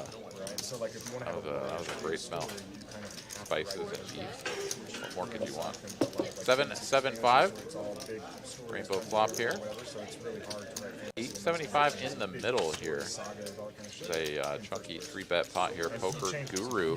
We'll get to see a free turn card. It's a deuce. And it looks like though that's a club, if I'm not mistaken. So perhaps no additional equity yet. It's deuce of clubs. And Guru here is just like, I don't know, I'll take a pair, but I'm not betting. So, like, He doesn't get a pair. Ming gets a pair. the story like one of the books is like maybe 6 or 7 chapters, and yet when you're not reading about her, she's doing shit. And this will go check, bet, fold Right? relatively quickly. It stands above to me, but like, Nothing like the old breathe on a chip auto muck. Yeah. Yeah, absolutely. Like, yeah, we can just move along. One thing that I'm learning more in, you know, again, my first time at a casino playing poker was 2019, so this is all very new to me. But I learned, especially in Texas, that the value of letting someone spew instead of taking control. You don't have to take control when you know you have the best hand. Like I played on a stream with King Kai, and Okay. I mean I had to crush the whole way, but I was out of position, and I bet river, knowing, and later I was like, oh, I know he had nothing, but he would have stabbed. I so He Yep. definitely would have stabbed. conversation like And that. just, you know, why talking shit I'm about not gonna get value from like 3 high. Might as well get value another way. About what? Yeah, that's for sure. And a lot of that comes with, for sure, experience and experience with particular players, because Right. there are some people that if they don't have the nuts, they're going to check back the river, right? I mean, they'll have like top trips, but they don't have a boat, and they're like, oh, I better check because like I might be getting trapped. And like you don't want to slow play your shit against them, but against the guy who can More intense if it goes either like merge or you're just going to go for it all the time when they missed, you definitely got to start checking to those guys on the river. That's for Yeah, that was a big mistake. They're trying to keep it more. I mean, he had 9 high, and I was just like, I just bet river, and then immediately thought back because I kept thinking like, oh, thin value, thin value, thin value. Like, oh, wait a second, certain kind of player, the value is comes a different way. All right, Poker Guru here getting after it. Even watch it pass. So raise 125, raise to 350. Eric calls in between, and Poker Guru puts in a 3-bet 9 with the ace-9 off on the button. Like, nah, dude, you guys don't have anything. no shit. Back over to Jay Win here. 2 of the deeper stacks at the table. Jay Win and Poker Guru. Jay Win gonna go for the low variance approach here and just let this one go. Scenarios like the end of Game of Thrones, they're supposed to be like rebooting. I mean, I think that's reasonable. Once you get this multi-way, the ace-5 kind of stops becoming like your nut bluff hand. You'd really rather have ace-king. Because at least with ace-king, it's like, all right, I've got a lot of removal. And if you have queens, I've got 2 overs, right? Like, that's a hand I can re-raise, but ace-5 suited there is just going to go by the wayside. Of course, had he just nutted up and been like, nah, bro, ace-5 suited, get wrecked, What? it would have worked. What? What? Or Guru snaps it off, knowing he somehow has him outpicked. Yeah, right. I will say that now that you know, just sort of in contrast to the question that we had earlier, which was like the worst feeling ever. One of the best feelings ever is when you hit somebody with like a cold 4 or maybe like a 5-bet with ace-5 suited and get it through. That's some Taco Bell smells like shit. Really? Now 3. Slicer here still hasn't played a hand Wait, so sweet. because More he's so once he started becoming, like the marble guy. I get a really obscure one, and I the rest of the players sort of lurking in the 20% range. Go ahead, go ahead. You look like a golfer. Raise. Mark Player three. first to raise. Right? I don't know. $50 straddle on here from All In Allen. Oh, okay. Yeah, A lot of people don't know who he is. I know him. So Robert's in the chat. So Guru, you're in the chat. So would you have snapped off J-Win's I can see raise over your ace 9? That's the question. like thanks for your service and shit. Yeah. Did you know? Did you have a read? Not a hero at all, but yeah. Right. He was a 4 lone raised for survivor. 150. Oh, I see. That story was based 6 on him. call. But it was played by Mark Read Wahlberg, or so, otherwise, 10-9 off worthy kinda of an weird open that, here you know, people in get the cutoff. It's weird that people Feeling it. think I look so much like him that they stopped me at the airport. Ming makes the call on the button, 6-4 suited, and All In Allen 5% of the man from he is, the so. large straddle and bingo bango. King 10 Bingo bango turns indeed. to Good gold job. as Poker Guru here in the basement with top trips. 4 bet 200. 6 fold. And if you're All In Allen here, yeah, you pretty much just have to check call, sort of be like, no, I've got pocket 3s or 4s or something. Standard check once again. Poker Guru here now. Definitely in a spot where with the stacks as deep as they are, you're going to want to go for a size up, but instead, relatively modest wager here, not even 2/3. It is tough to get called by much. Like, backdoor spades is now coming in, so that's one possibility. Oh! Oh, sick nasty river, 9 of hearts. All In Allen here was way, way, way out in front. Poker Guru in the basement turns things around. Now with top boat. And literally no hand in the world possibly beat his hand. The one that got really popular is About 1900 in the middle, All In Allen, a little over 2x pot behind. See how Poker Guru approaches this one. I read all the light I cannot see words, so I'm like, And he is going to go for it. The like 2.3x overbet jam. And yeah, I think this is solver approved. I mean, it's tough when you have like the omega nuts here, because it's like, what can you have? But your opponent has check called 2 streets. Like, if they have missed spades, they weren't going to call a $5 wager. So like, let's just throw away all of the bets that are going to get called by like dog shit. And yeah, let's go for it all. All In Allen is going to find out the terrible news that is 9 on the end. Went from me getting like a double up to me getting stacked. And Poker Guru gonna ship a massive 10.6K pot. Yes, solve that river jam is solver approved and slow poker approved, because I feel like if you look back at the way the hand played out, like All In Allen has to have a 10. Like what else, unless he's slow playing ducks or what else? I think pocket 8s, Thank you. pocket 7s, right? Like those hands, they're not gonna fold flop. Checks on the The turn bet was like a pretty modest size as well. It wasn't even 2/3. So like pocket 7s and 8s are like a very real thing that can be in there.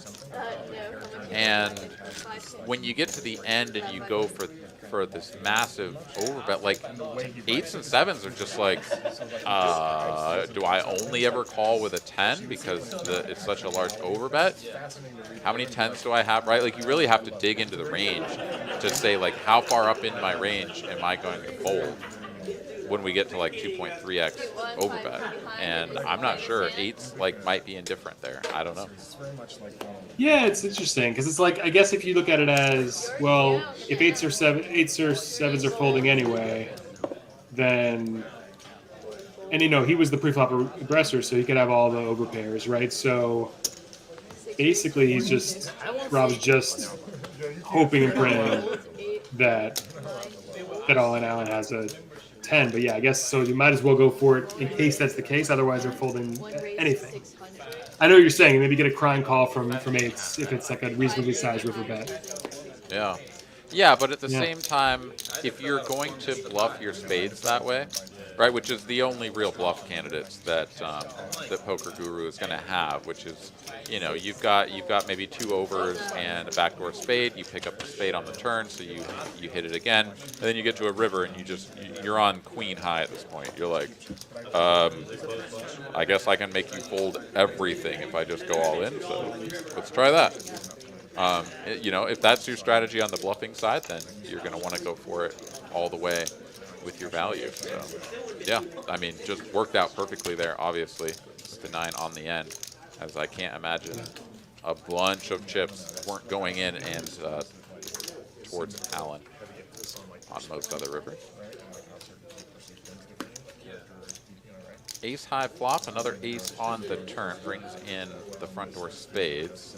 Ming has the 9 of spades, and he's going to take a little stab at this. Yeah, this is a reasonable probe with the pocket 9s. All in Allen, who has just received a fresh infusion of chips from the cage, is now facing this wager with second pair. I think there's no other thing to do than call and check every river card and just hope that you get to showdown and win. 6 of clubs, pretty meaningless card here. Should just go checky a lot of the time, unless Ming gets a read that his opponent is on some sort of queen X holding and he really wants to put him to the test. But 9's just a little bit too good of a hand to turn into a bluff, and he will check it behind.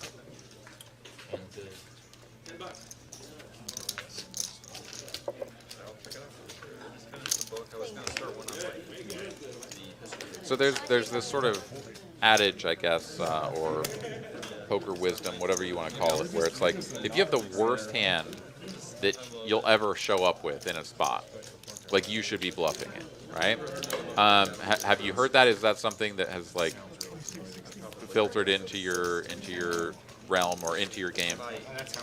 Oh, not in my. I know, I'm aware of it. I haven't tried it too often, but I am aware of it. Yeah.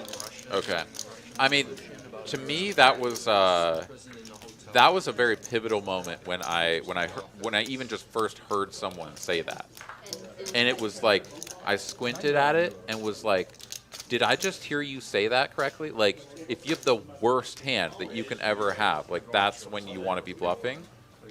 And it took me a while to really digest that and turn that into actionable information. Because when you first hear that, and you're so used to just playing, like, your quintessential, get your air quotes out, ABC poker, which is like, you bet when you have it, you check when you don't, and maybe you mix in some semi-bluffs when you've got, like, a combo draw or whatever. It's like, that concept of betting when you have the shittiest hand ever, it just seems insane. But I think that's one of the things that once I understood that and was able to sort of be like, oh no, that makes sense. I feel like I really turned a corner in terms of just understanding, like, the nuance of what bluffing really is. 3 players. Right. And the reason that I said that. Go ahead. Well, yeah, I'll come back to you in a second. The reason that I said that is, like, having pocket 9s there, it's like you might feel like, I'm probably not going to win if I check pocket 9s behind. But it's like, if you bluff with your pocket 9s and all of the hands that are worse than that, then you're going to be over bluffing. And so sometimes you just take the L. You're like, yeah, I'm probably just going to lose. I'm going to check behind and whatever, because I don't want to over bluff. And that's an important thing to sort of recognize and act on as well. Our king here on the turn gives Zach Broadway and a hammerlock on this hand. Bottom end of the straight here for Jay Win, though. Yeah, what's the purpose of calling for Jay when he can't improve? I guess he's drawing to a chop. Well, you just if your opponent is ever capable of bluffing, folding the second nuts is sort of always going to be a torch.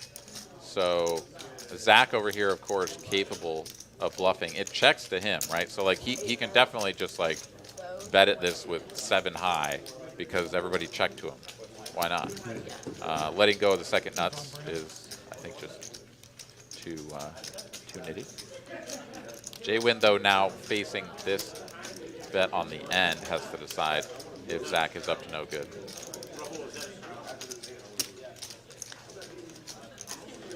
It's just so easy to have an ace here. It is, but once again, I mean, it's perfect timing, right? It's like, what are you going to bluff? And simultaneously, what are you going to call/fold? So we get to a spot like this. It's like you have the second nuts. There's only one better hand. Obviously, there's a ton of different combinations of cards that will give you that better hand. But like you literally have like the second best absolute hand on this board. And you're going to fold to a guy that is very capable of bluffing. Is that something you want to do?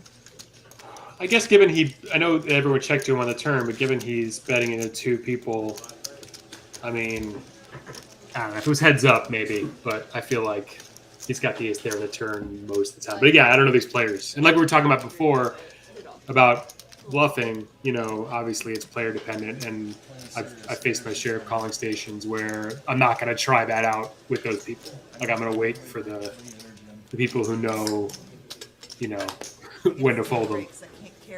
Sure. Yeah, and I don't know. It's interesting because if you watched a solver like battle another solver, and somehow you like node locked it to where like the exact actions that were taken were played, then you wouldn't be surprised by the fact that the solver is never going to fold the second nuts. It's just like, no, like if I fold this, then I fold everything, and I don't fold everything because I'm a GTO robot, so I'm going to call it. And I don't think we would be surprised if we looked at, you know, the logic tree of all of it. And then as soon as you put humans behind these actions, right, then we're like, all right, would we play it the same way? Would he play it the same way? And obviously not. Like, we're not robots. We're not computers. Ming is going to rip it here, and all-in Allen is going to call?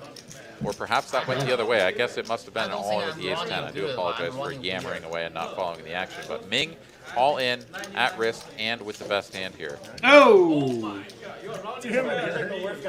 Ace on the turn. So run out number 1 will go the way of all-in Allen. I'm running back, I'm running leader. That's true.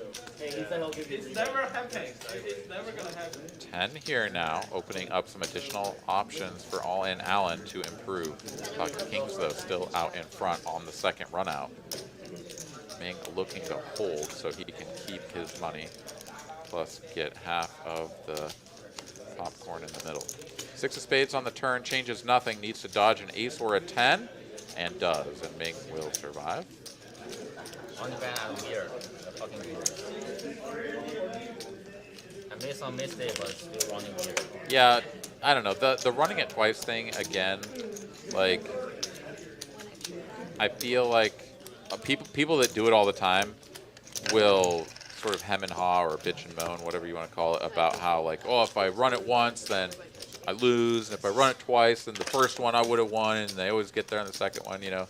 You just take all of that shit out of the equation if you just run it once. You're like, no, I lost, or I won. It doesn't matter how many times we did this, or what superstition I can come up with. Just cut and dry. And if I can be so bold, I think that all the live streams and any kind of content, I think it'd be more interesting if you just make it a requirement to run it once. Just because it's just more interesting. It's more interesting for the viewer, I think. I agree with you, and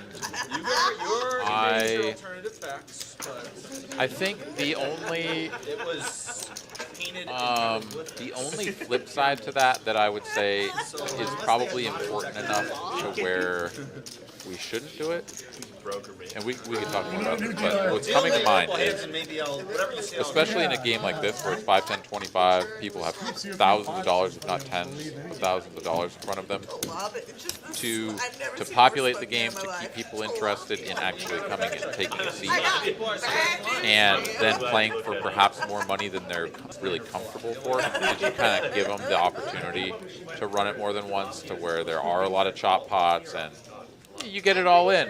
You're in for way more money than the biggest pot you've ever played, but you know, you probably chop it. You know, like that little safety blanket or insurance policy will keep some people No, we interested. didn't invent it, but it's I'm not saying lab that we grown. need to do that, but it's something to think about. We're eating lab grown. Yeah, I mean, I guess if you knew you had like a bench of players, you know, playing over there off camera, they're ready to tap in, so you're not three-handed. Then yeah, then Like, you mean farm rate? I get that. Yeah. Yeah, I mean, I don't think any of these players here like showed up and were like, I have one bullet, you know, and if I go broke, like, see you later, guys. Current top. But yeah, but it's always something to keep in mind, especially when stacks are as they are in this game. That's every fruit I and every said it's vegetable we human have. engineered. Like these days, it's lab grown. But I do think it's funny when people are playing 1-2 Every veggie you buy. or something, right? Like $300 max, and they'll want to run it more than once. It's like, dude, like everybody knows that you've got another buy-in in your pocket, or you can go hit the ATM. Like, you really want to chop this? Like, let's somebody who needs to win some money here. What's the worst? Like when I was in LA in February, I sat down at I was waiting for 2-5 or 5-5. And I sat down at like a 1-2, 1-3 with the $100, but apparently like that was at Hustler, and then at Commerce I think it was $40 cap with 1-2. What a Which I don't understand cap. why you're even playing poker. Like, That sounds just go horrifying. play slots or roulette or something. I don't understand. I concur. Like that few big blinds, like don't see how that's even a game anymore, or it doesn't resemble poker to me. Full veneer is the best Yeah, I mean, if it was just like, 5, 2. yeah, I mean, you would presume that everybody would just be like slam jamming $40 in every time, but it's probably the opposite. I bet people are just like knitting it up, waiting for like ace king plus or something. Or maybe it's more for people who are just trying to hit, you know, bad beat jackpots and high hand bonuses, just like limp call with anything, just keep reloading, limp call with anything, keep reloading, Yeah. and just know you have like $300 to do that until you hit. Or all of your money is in the rake little bucket Exactly. under the table. Yeah. Yep. All in Allen here, cut off open with ace 7 off. Mark will play the ace 6 off from the large straddle. Here we go, heads up to a flop.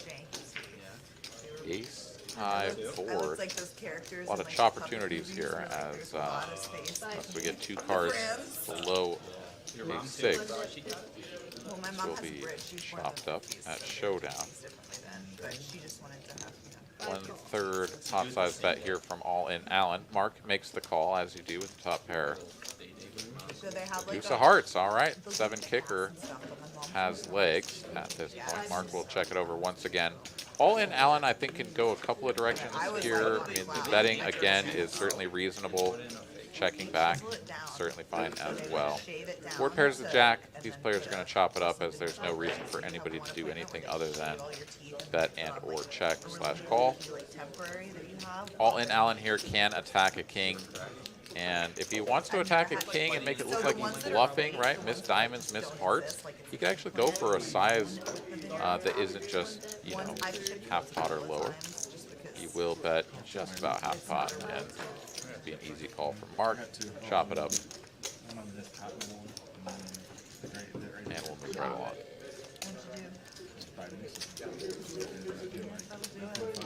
So Aaron, I heard you.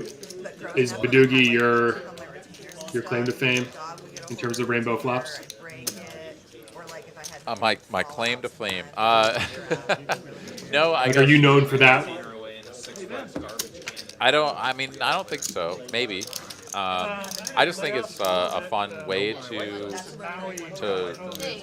incorporate another poker variant that maybe a lot of people aren't used to, and it's like maybe an Easter egg for somebody that like hears me say Badoogie and is like, what the hell is that? And then searches it, because the game of Badoogie, I think, is absolutely phenomenal.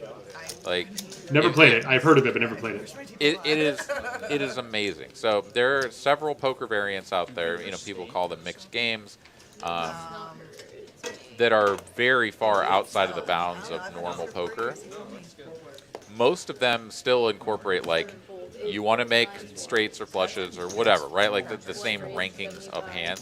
Badoogie is so completely out of that world that it is its own game by its own right, and it's super fun just because it's so unique. And I think more people should should learn to play it. It's the same as like Deuce to 7, like single draw, no limit is just amazing. It's such a different game, and I love that aspect of we can still have chips, we can still have cards, we understand like position and everything, but this is a way different animal than regular 2-card, 4-card, 5-card, whatever poker that we've all been playing. I mean, some What about lowball? Have you played any Deuce to 7? No, never. I've played almost exclusively No Limit Hold'em, and then the dumb games you play, home games. But bomb pots, Halo bomb pots in Texas and some LA. But no, none of the. That's kind of the extent of it for me. I haven't really. Although I was in MGM National Harbor, and one of the first years of my vlog was there. He was like, I'll buy you dinner, and so I walked over to his table before dinner, and he was playing the mixed games, all the placards and everything, and I was just like, I was getting this. I wasn't in the game, and I was sweating. Just that I had no idea what's happening. Okay. Nice. She said she gets 100K a month. All right, 4 of clubs here on the turn. A whole lot of not much going on for Eric after the flop gut shot. All in Allen gonna go for a bet of 600 here. Just under half pot.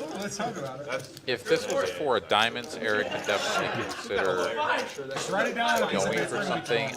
I mean, it's a non-zero equity hand that's towards the bottom of the range. He could definitely go for something here, but you'd rather have, a couple of diamonds.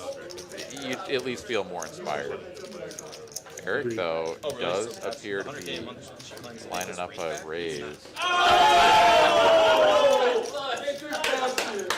He's got some people on board. Yeah. Players over the 2-5 game losing their minds. Eric here's still in the tank.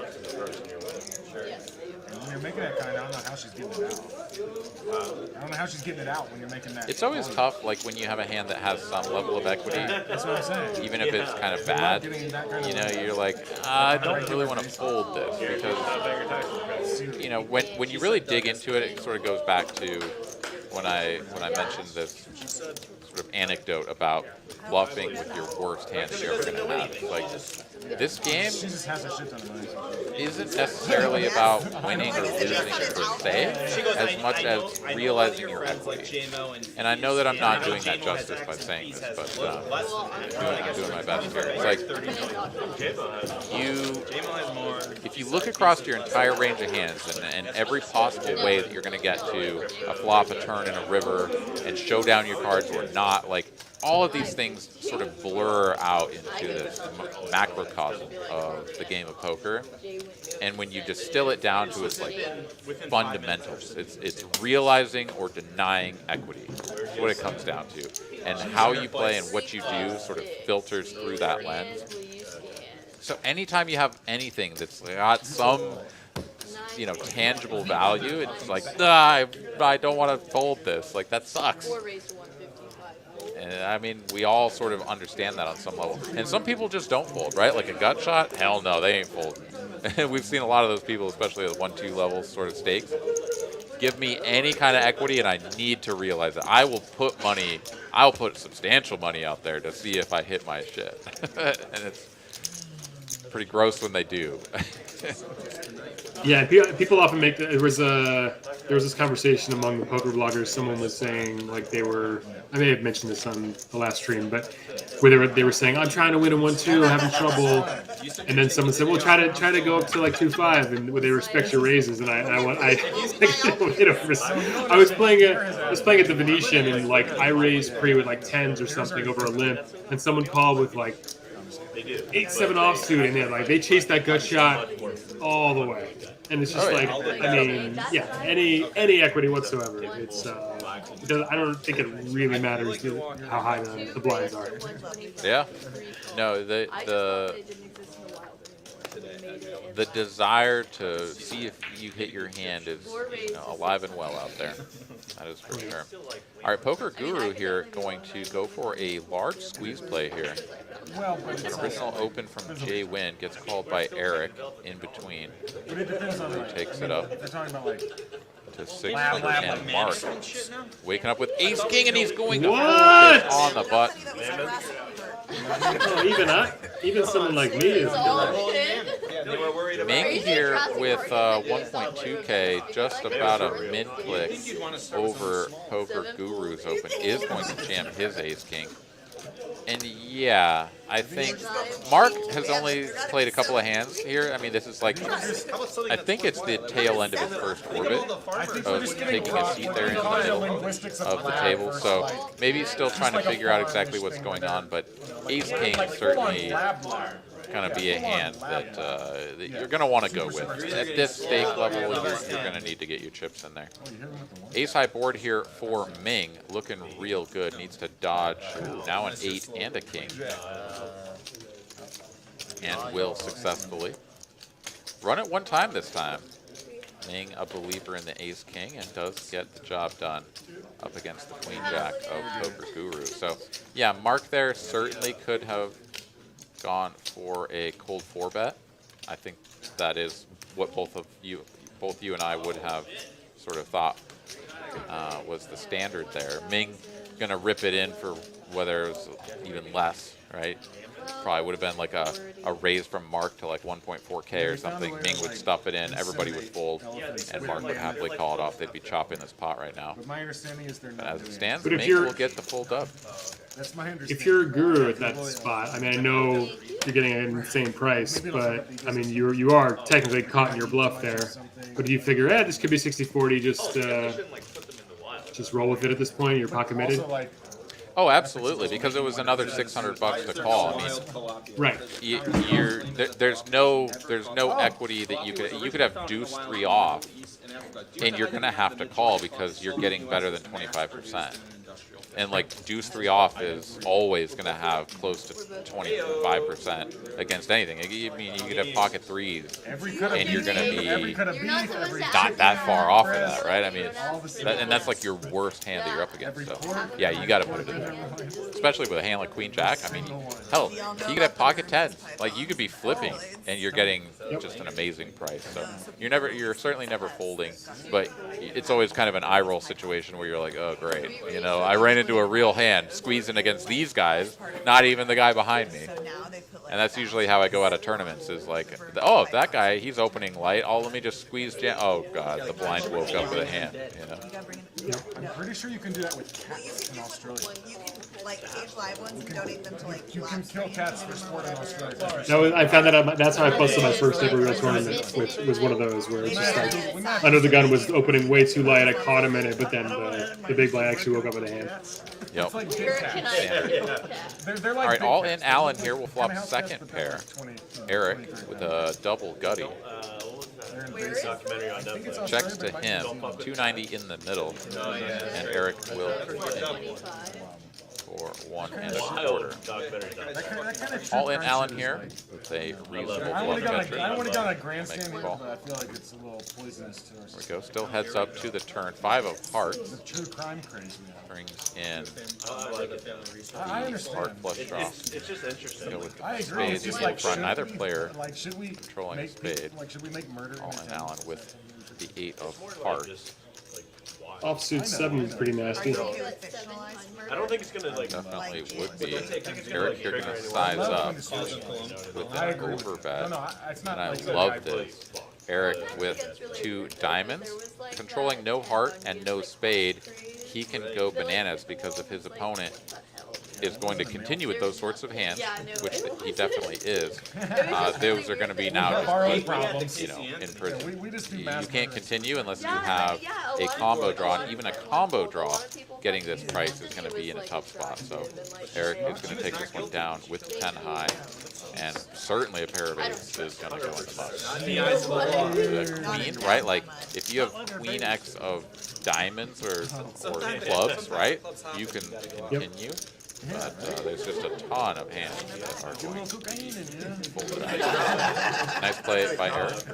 Loves the bet. Not to get too gross, but wasn't it in the backyard they found it? Like her backyard? Aaron, how long have you been in Texas?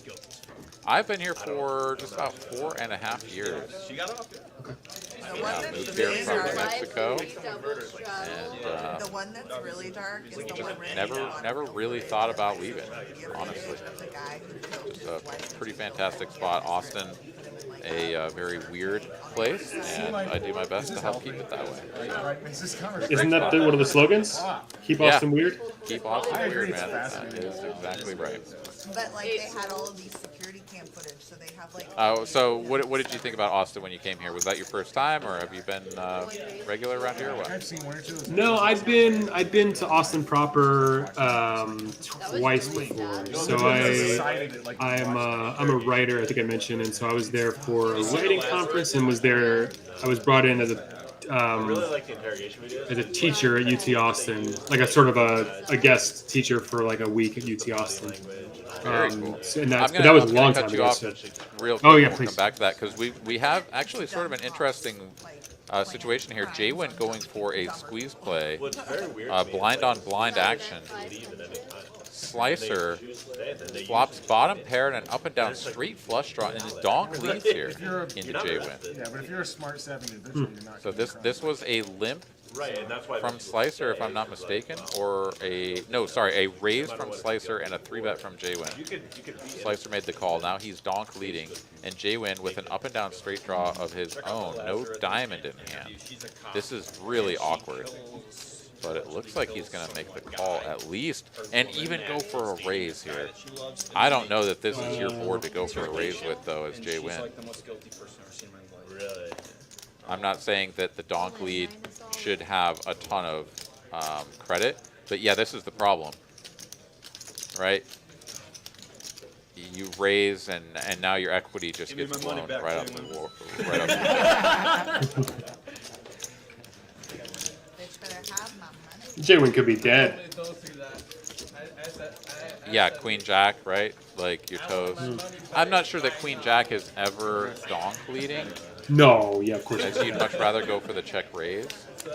But at the same time, I mean, this is blind versus blind. This is open from the big blind and 3-bet from the big straddle, the double straddle. Are you sure it's 33? So Like 4,000. both players going to have a lot of cards that interact with this board. Yeah, I mean, Jaywin just sort of. I mean, I think he's handcuffed to a fold here. He's gonna think this one through, do some math, right? Because it's 2.6K to call. The pot's gonna go up to 10K. If he calls, he's getting. I mean, he's getting a price actually. I mean, if he could literally look at the screen right now and he's like 26% of the pot to call and 29% equity, I guess I'd go with it. But in his mind, he's got to be thinking, what the hell is this? Is this 2 pairs, the bottom 2 pair, or what? And Jaywin doesn't have any diamonds, so I don't know if that makes him more likely to call because he thinks it's diamond draw bluff. Yeah, I mean, if you have 2 diamonds, you're calling. If you have no diamond, you're more inclined to call. If you have 1 diamond, I think you're definitely folding. Yeah. Having a diamond here is bad because you take away your opponent's bluffs and oh well, I mean that's it. You take away your opponent's bluff combo.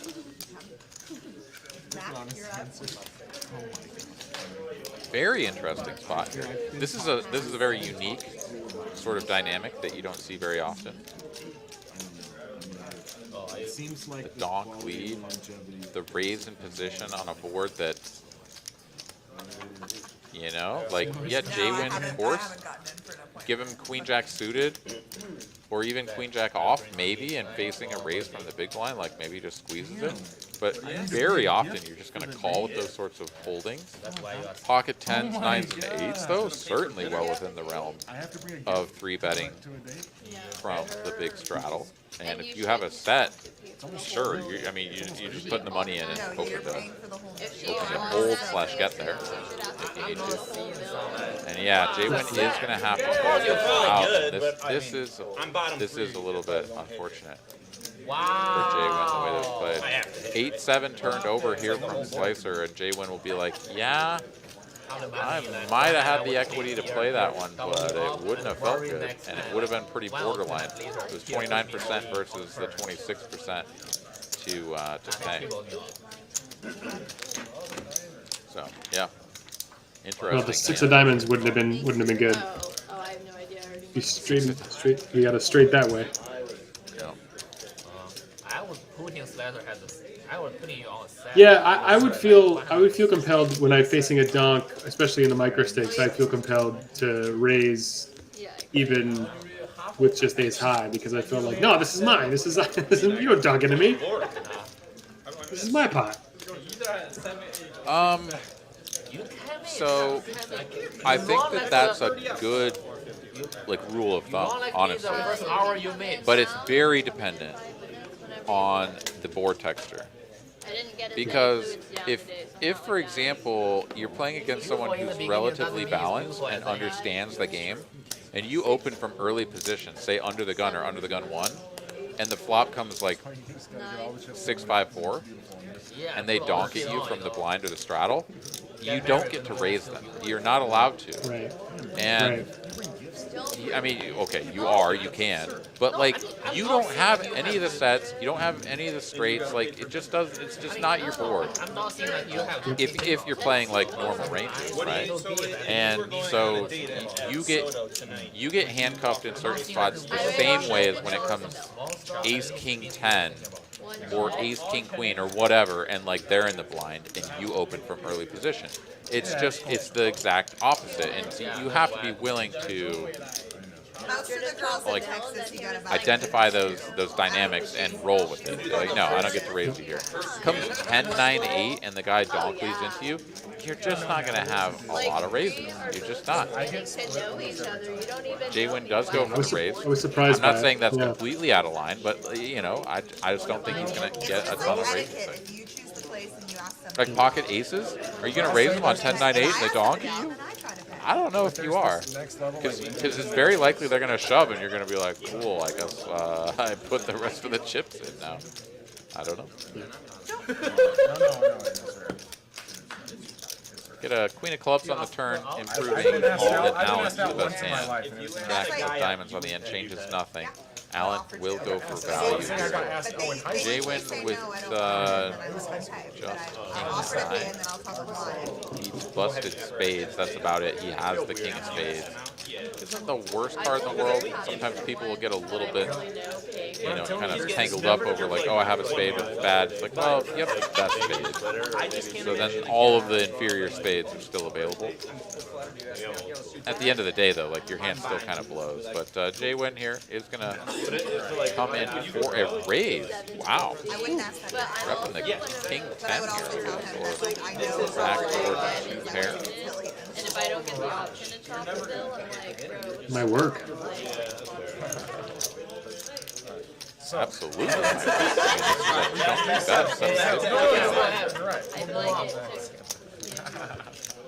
think all-in Allen here actually has the hand to call with, though.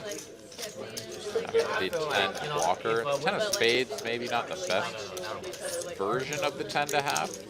But having a 10 absolutely blocking the nuts is a pretty good card to have. And I don't know the flop action exactly. This is blind versus straddle, so sort of blind on blind action. But if it checked through on the flop, and It's the betting opposite commenced on the reverse sicko, turn. right? It's like, oh, if you want to pay for it, then you must. Not be a lot of expecting aces out there. something else. All in Allen here. So Right. now, Like, One out. if No. I you're think- a mental Like if I was in a am I situation where I did enjoy the date night, I expecting would just just bought me a See? $100 Yeah. meal? She The just said it. sniffenings. She just confirmed what I just said. All She said, in if you buy me Allen $100 makes the meal, I might call, and expect Jay you to do Win something. here caught That's and the in the psychology cookie now. jar. So you 1.8K have, is sliding over I to like Allen, aggressively offer and that the will chop. take Like, I'm us like, I would on like to to pay hand her, number like, 43. And with that, I'm going to go ahead and take a step out, use the restroom, and I'll be more right than back and 50, leave that's what happens. the show in your hands. So I'll be back in just a Because I'm very casual about it. I'm not like, oh, We're about to get out of line, everybody. like, no. I'm like they're aggressive. Rena, I'm seeing a lot of talk about your baked goods in the chat, so if I DM you my address, you can just ship me a whole bunch of stuff, I'm assuming. I'll just do that later. So thank you in advance for that. Like asking if you want to Slicer has now played 10 hands. All right, so everybody, I game on. present a different Yeah, that's why, you know, I don't ever just, I never even get the option. What are you like? What are you 42 hands. Any Hitchhiker's Guide to the Galaxy fans in the chat?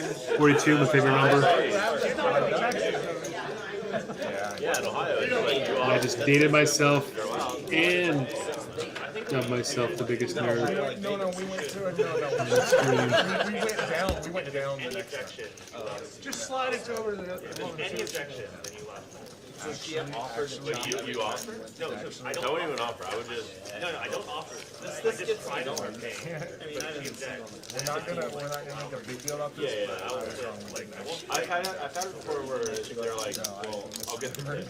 We went to a different place. Julia's Italian. You cannot pay without Yeah, it's not that. Well, I mean, if they really like, were like, yo, Listen, we got a bomb pop brewing. It's like Chipotle at Italian food. No. As mentioned before, this is not my specialty, but yeah. It's not here we go. But I just don't do that. Like, I cook I don't know, new age. 90% or I eat like nice. All right, I have returned just in time for a I do Pilo like random little bomb. fasting things. Yeah, these, much like with other variations of poker, I think this one above all, you really have to know who you're playing. Who really? I mean, I assume everyone at this table understands PLO bomb pots, but man, if you're playing people who are like I'm pretty new at them, but like people who are really new at them, I definitely overfold, forgetting that they don't understand, you know, the 4-card variety or the bomb pot variety. Yeah, that's a good point. There have definitely been times where I have either played at a new location or have played like sort of waiting for 2-5 to open, so I'm playing some 1-2 or whatever, and you know, it feels like this is a spot where I should just be letting this go because there's way too many nutted hands out there, and then you see like showdown 3 ways. And you're like, wait, what? Like these guys are playing like middle 2 pairs on both boards? Like what are these people doing? And you know, missing out on a lot of equity. We've de-evolved. Yeah, it's pretty rough when you see that. And you got to learn real quick when to just sort of Yeah. buckle down. All of a sudden, those flopped bottom sets are feeling pretty good. You know, you're like, all right, I guess I'll take that one tonight. Now I know, and I've folded some. I made some great bottom set folds that mostly I'm happy with, and not every so often. Like the very first time, my very first double or 4 PLO bomb pot. I featured on my vlog, and like I definitely was way ahead of everybody, but people playing it just had no idea what they're doing, and they're firing money in there with like some flush on a paired board, and I'm just like, well, I got a full middle set here, I just have to. Yeah, or like the top pair, top kicker, and they're just like going brony, and you're like, whoa, dude, Ace King, man, this ain't Hold'em, dude. No, Ace King but is somehow not a you good got hand me to with the fold. bomb pot. Yeah. No, I just Like subconsciously, not like. All right, Ace King here, nut straight for Poker Guru on the bottom board. Eric here with the Ace 9 top 2 on top. So chop it up. When you're at a wedding, you don't dance. I don't dance at all. I'm also not a, you know, I'm fairly new to Omaha in general, but the, I tell this story way too often, but there was this guy, and it was in Texas, and he might even be at TCH right now, but he he let me sweat him during a big PLO pop hand, and What? I knew enough about PLO and bomb, or just PLO to know what he was chasing. He wasn't chasing what he thought he was chasing. Let's just say that. Okay. And he was 100% dead, and thought he was chasing a one outer, but it wasn't. Even chasing a one outer under normal circumstances is a bad idea, but it wasn't a one outer. It was a zero outer. Yeah. Negative outer, perhaps. Negative outer. Started dancing. Yeah. And he did get there, I take it. I was like, He did. I know. Big shock. Big shock. Didn't get there. battle with her, so I did that about like 6 or 7. That was the night you were. Yeah. It Ragnar is says always. Caitlin's below the Lottie line. Yeah. I know what the Lottie line is now. A lot of times I end up going out. The 12? Yeah. What I wore to the 15%, honestly. Yeah. Not that unachievable, but here in Texas, if you hang out under 15%, you are very much looked at like you are an odd bird. That was that night. Yeah, that was me. I've only been on one stream, and that was me. I was well below the Lottie line. And no surprises, haven't been invited back. Yeah, they're like, well, slow poker. How about, there was a joke in there, and then my brain just short-circuited. Yeah, no poker. Yeah, there it is. Damn it. It was right there, and I lost it. It's right there. It even rhymes. Do I have to really spell it out? Honestly, Yeah, you did. Thank you. Thank you. No, but that wasn't. I am a tight player, but that was not tightness. That was the most card dead I think I've ever been in a 4-hour stretch. Yeah. I almost 3-bet with the Queen 4 off just for Phil Hellmuth and just to get my B-pip up. I'm an asshole if I don't. Like, Yeah. when's that? Yeah. Going on the live stream, getting no cards, just folding relentlessly. It feels bad.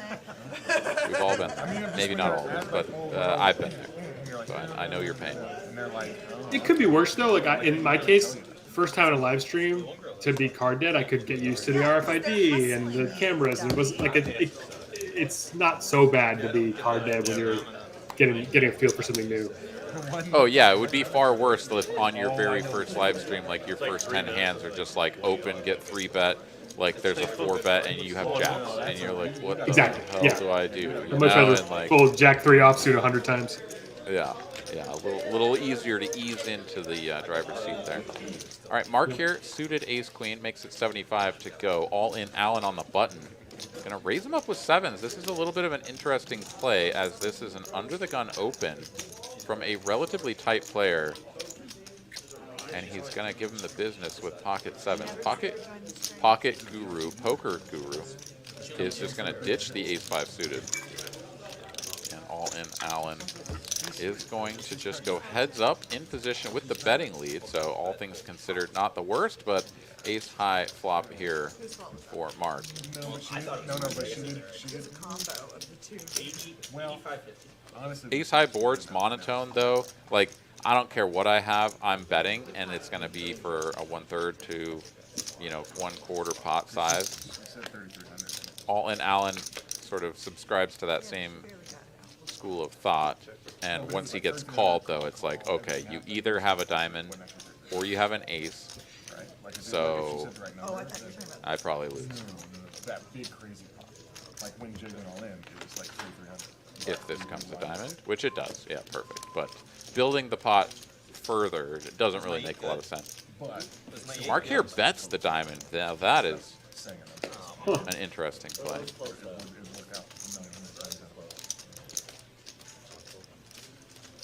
Almost one of those spots where it's like all worse hands fold and all better hands call. But Mark does indeed just ship the pot nonetheless, and will be happy to do so.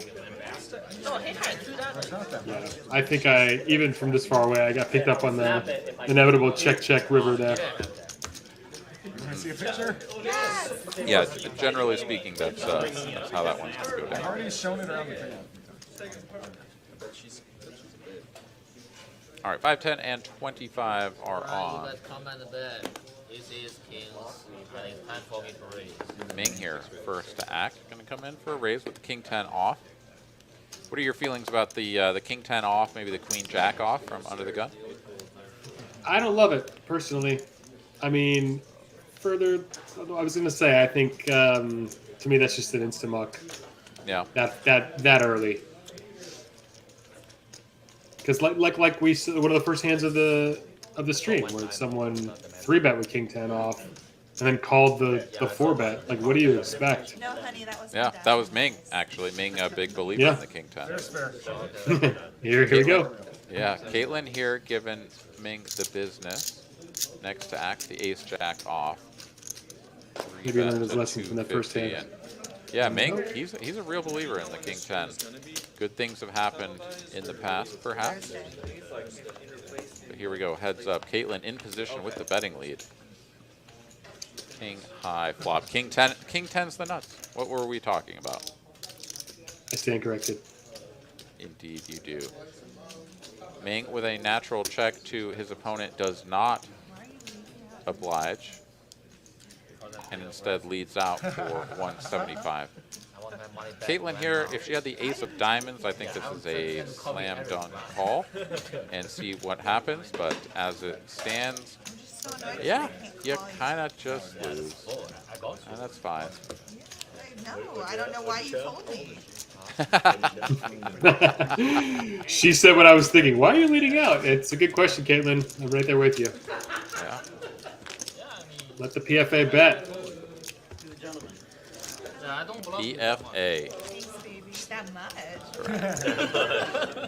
So, Aaron, So, I'm going to try, when since you go with Badoogie, I'm going to try to think of other rainbow.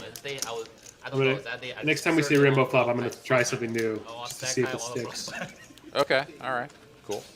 I may have to mute you afterwards, but we'll see. We'll see how it goes. Okay. I won't take Badoogie. That's yours. Yeah. No, that's a trademark.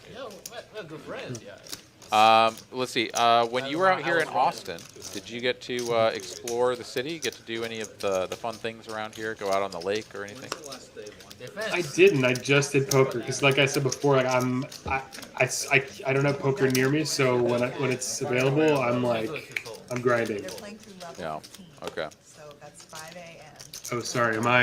Someone says is my mic not working? Let me check. Super late, Reg. I can certainly hear you, and I believe that Everyone says this, but I'm the one who actually I can hear you just as well as anyone else can. But Okay. yep, please do let us know in the chat if at any point the audio or anything changes. Yeah. Thanks, Brain Freeze. I've got a mic right here, but I can switch if it's bad for anybody else. I also mumble and have a low voice, so it could be human error. Usually is. Yeah. What is your next big trip coming up? I think you mentioned it earlier. I've got LA. I've got my first ever meetup game in LA, Hustler, on October 8th. I know I probably should mention other poker rooms on a stream, but sorry. Oh no, that's just fine.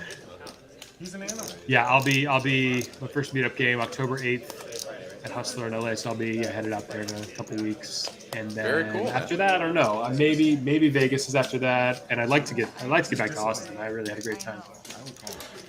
Cool. Did you at least get some barbecue while you were here? Was that on the menu? It's funny. When I was out there for non-poker reasons years and years ago, I took a trip out to Salt Lick, and I was like, I got to go back. But because I had like a strip mall barbecue on my first day. I was like, well, I've got to do like legit Austin barbecue. But I ran out of time, so I had Salt Lick at the airport, which it's close enough.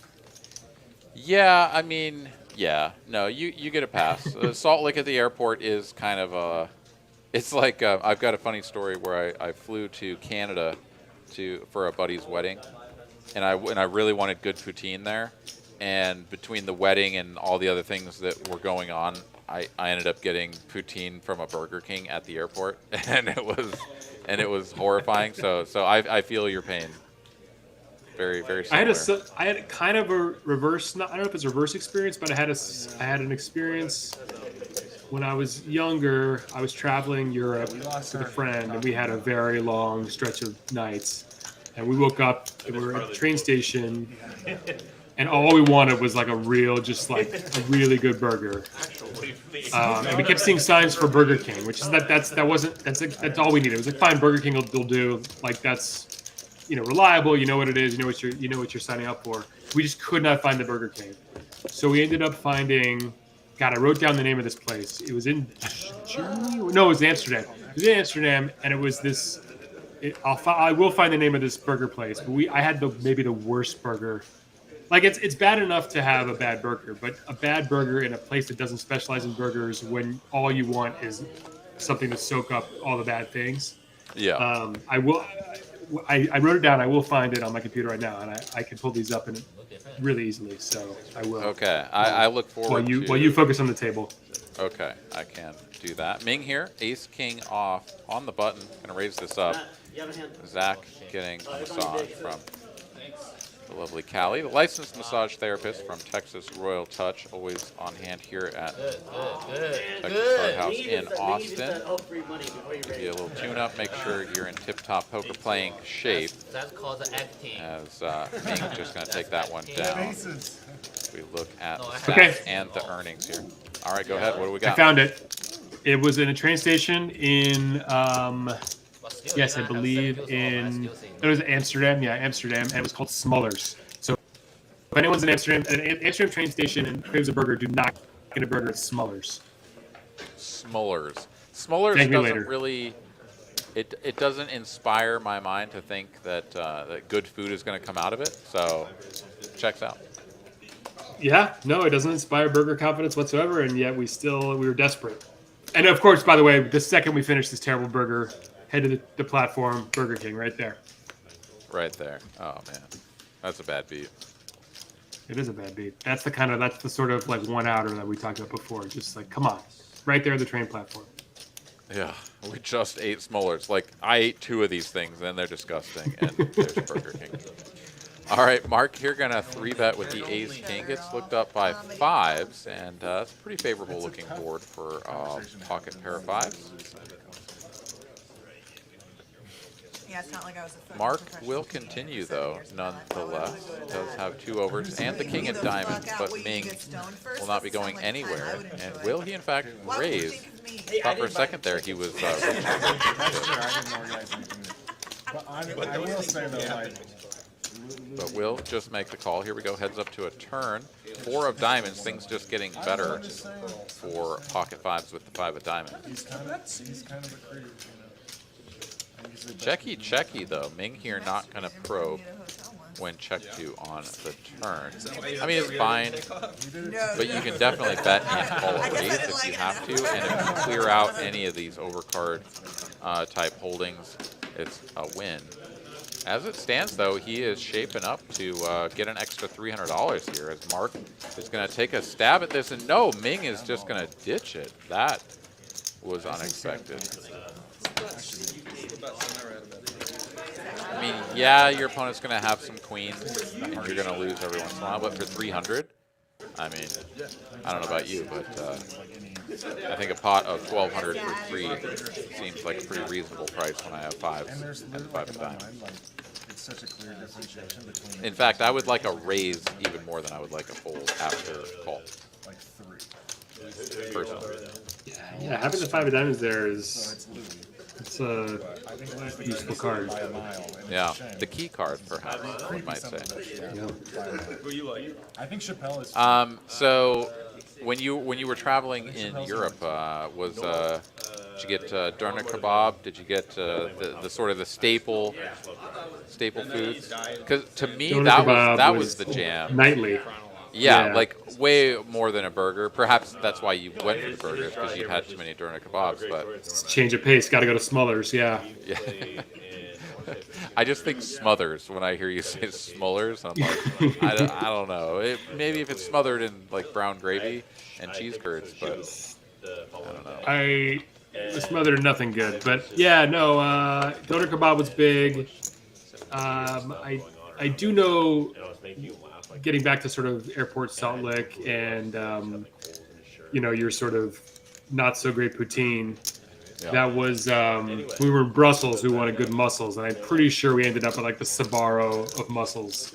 Nice. And that was Yeah, just Yeah, like very one out of underwhelming 5 mussels. stars. If I knew it was a comedian, Yeah.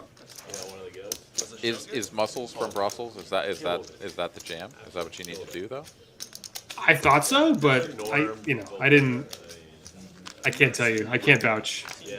But I do know that this is going to sound really dumb, but I did not know lima beans were because they're from Lima, and I found that out only a few years ago. And I think very few people know that, which sounds real obvious, right? But we call them lima beans for some reason, but they're Peruvian beans.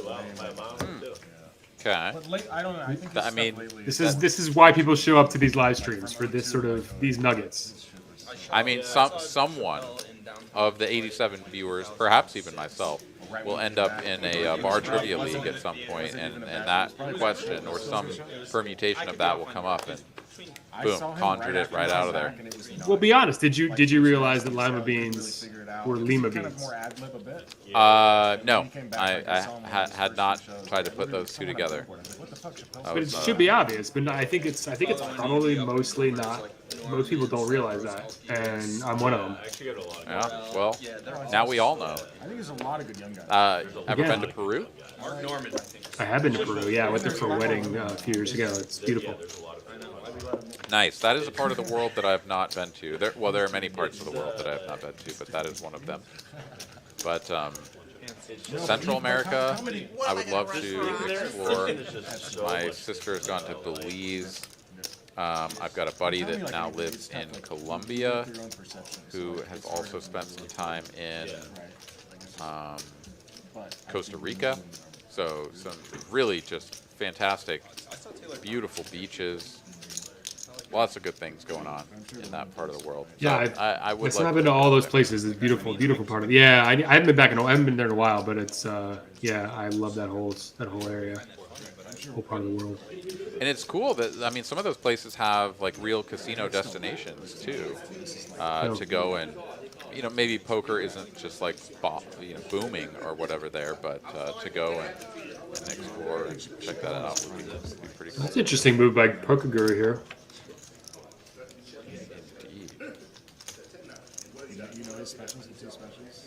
So check raising with big cards on these low boards is sometimes solver approved, sometimes not. Depends on sort of the positioning here. This is, I think Guru was in the big straddle. Wow, quick fold from the pocket tens there. That is interesting. Do you think Bill Burr kind of called? I don't know. I mean, I think maybe not to go too hard on Mark here, but when you're facing this kind of aggression, you have what's like a pretty good hand, but it's definitely nowhere near the nuts. A lot of times the tendency will just be to just kind of avoid the damage, avoid the big spot on the river, because it's coming, right? Like, I got check raised on the flop. I called him. He's going to continue on the turn. Like, okay, he's either got something, or even if he doesn't, he's going to go all in on the river. And I just don't think I can call with tens. All right, cool. Like, cut your losses, pull the ripcord now. That all makes sense. Whether it's robot approved or otherwise. Ragnar here, not a fan of the Lima/Lima bean. Calls it a horrible bean. I don't really have a problem with the Lima bean. I particularly enjoy the Lima bean in soups, like. Oh yes. Yeah, throw it in with a ramen noodle soup. Quite delicious. Now we're digging deep. This is like, I didn't really watch The Real World, but I imagine this is what most of The Real World was about. Bean debates. Yeah. Absolutely.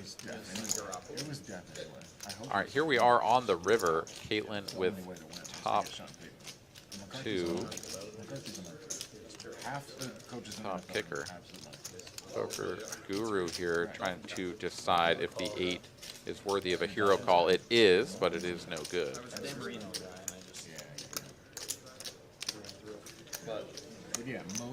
Yeah, that one's a little bit awkward.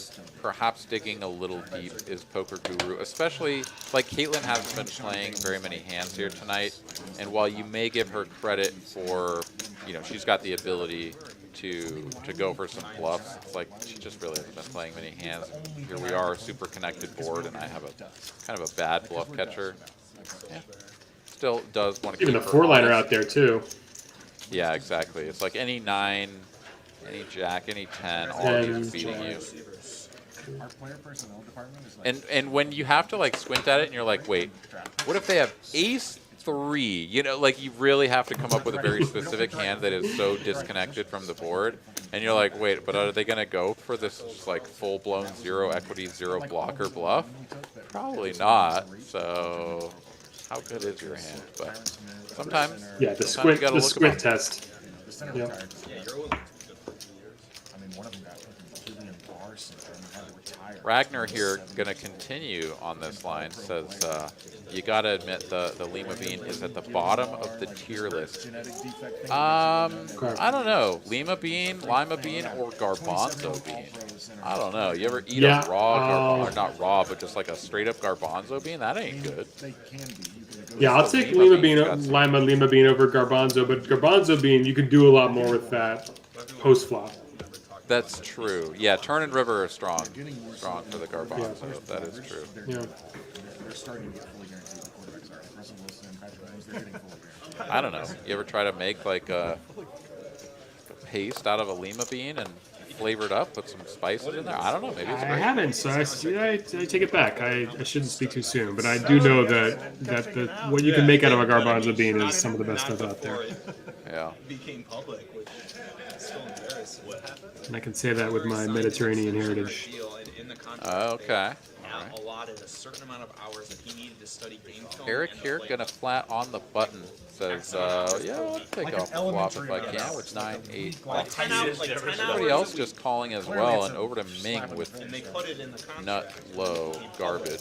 He will ditch it. And here we go, 4 players. Right? Like, he was partying and To so a he got it taken out probably like Most important, most expensive player on your team, and you just shit 1 8 2 7s. What is that flop? over an immaterial amount of hours. That's Roji Biv. on him if he's I think that's the thing is like he has Nice. All right. talent. Let's see how it feels. Yeah, you know, test it out.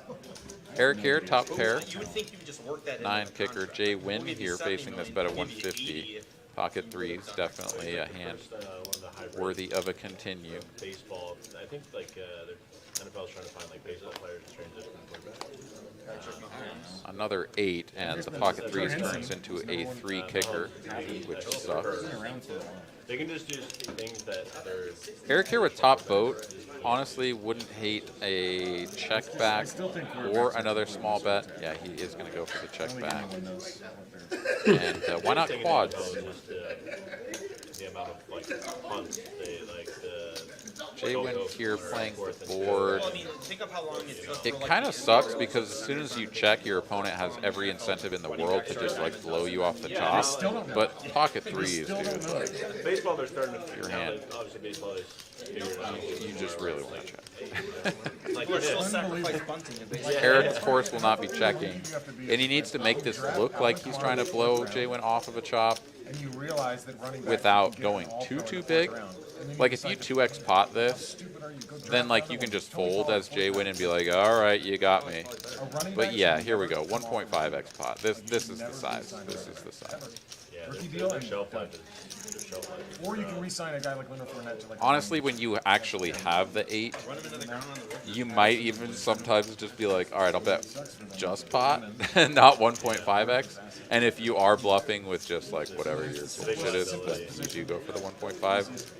You don't have to, like, you don't have to be tall. You don't Of have to course, have if the you attributes. actually do that and people pick up on it, then they'll be able to get the sizing tell. But at this point, Eric Meanwhile, really like, left wants to tackles, get like, called.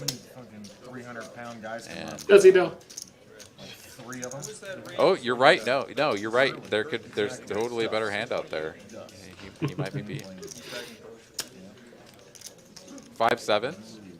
He loses 5. Oh, he's getting a call. Oh my God, no! Jay Wynn All in? goes Oh all of no! Oh! it. Goes for the Wow. check pile. And check Wow. piles all of the chips in front of Eric. That did not work out for Jay-Wing.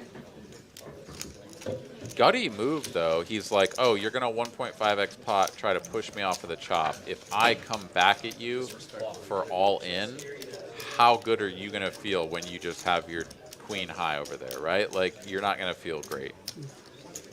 Oof. And honestly, that is the way to play an 8 if J-Win did have it, is to check it over and give Eric every opportunity to try to blow you off the chop and then come back with the check raise. So the line sort of makes sense, but Eric just actually has it. So tough spot there for J-Win. Goes for the sort of flashy play, and blows up his face a little bit. Almost missed it. I thought he just called. Wow. Yeah, big fistful of pink chips, and now all of those are over in front of Eric. And just like that, after shipping the first hand of the night for a 12K pot, J-Win is now stuck 2,000. So how the turns have tabled for that man right there. Tough way to go.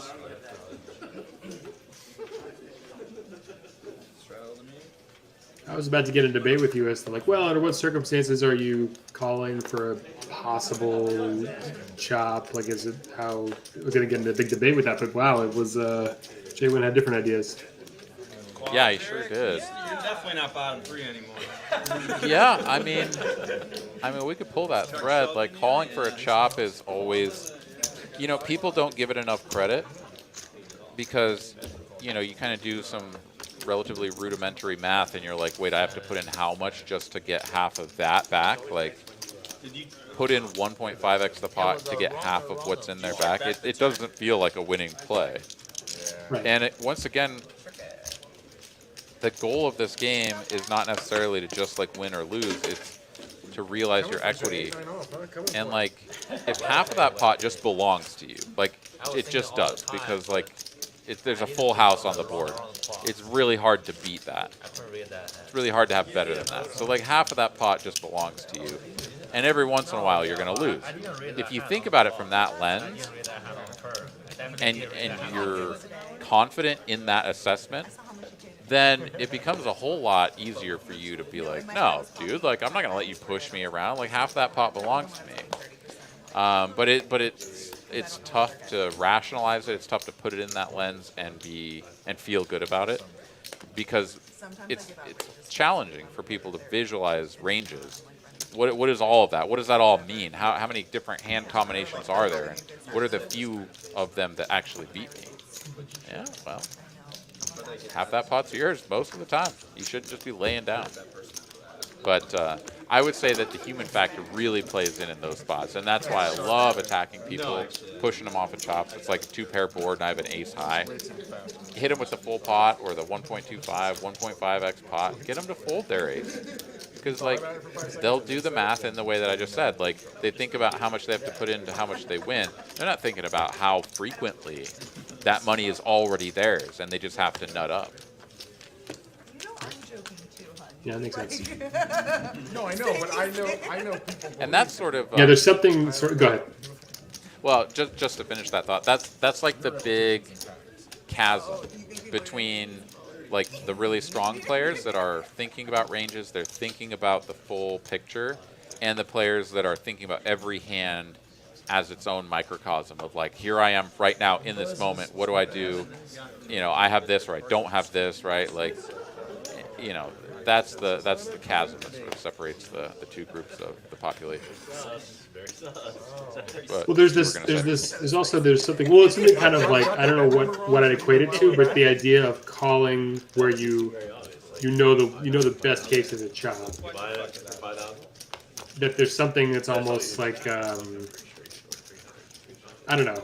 There's something that just feels so deflating about that. No, I'm right, you're wrong. Yeah, I mean that's the human factor of it, which is like, for example, if you go out there and you ask someone, I'm gonna flip a coin, and you call it, and we'll wager a penny on it, and someone's like, okay, why not, right? It's sort of fine. Playing the tournament. And, there's no real winner, no real loser. If you do it an infinite number of times, you guys are going to break even. But then you walk up to someone and you're like, all right, I'm going to flip a coin, you call it for $1,000. People are like, oh, I don't know about that, right? $1,000 means a lot to them. So it's like the relative value And so when you look at a pot and it's like, I have to put in how much to get this like pittance back? It feels way out of proportion with how much you're risking. And you lose track of the sight, or you lose sight of the fact that it's like, well, it's still 50-50. Or even in the case of something like that chop pot, or what could have very likely been a chop pot, like 70% of the time, if you look at your opponent's range, or maybe 75-80% of the time, your opponent's range just doesn't include a hand that's better than the board. So, you know, look at it from that lens, and all of a sudden it seems like a slam dunk. Right. All right, here we are with open, raise, and a 3-bet here from Caitlin.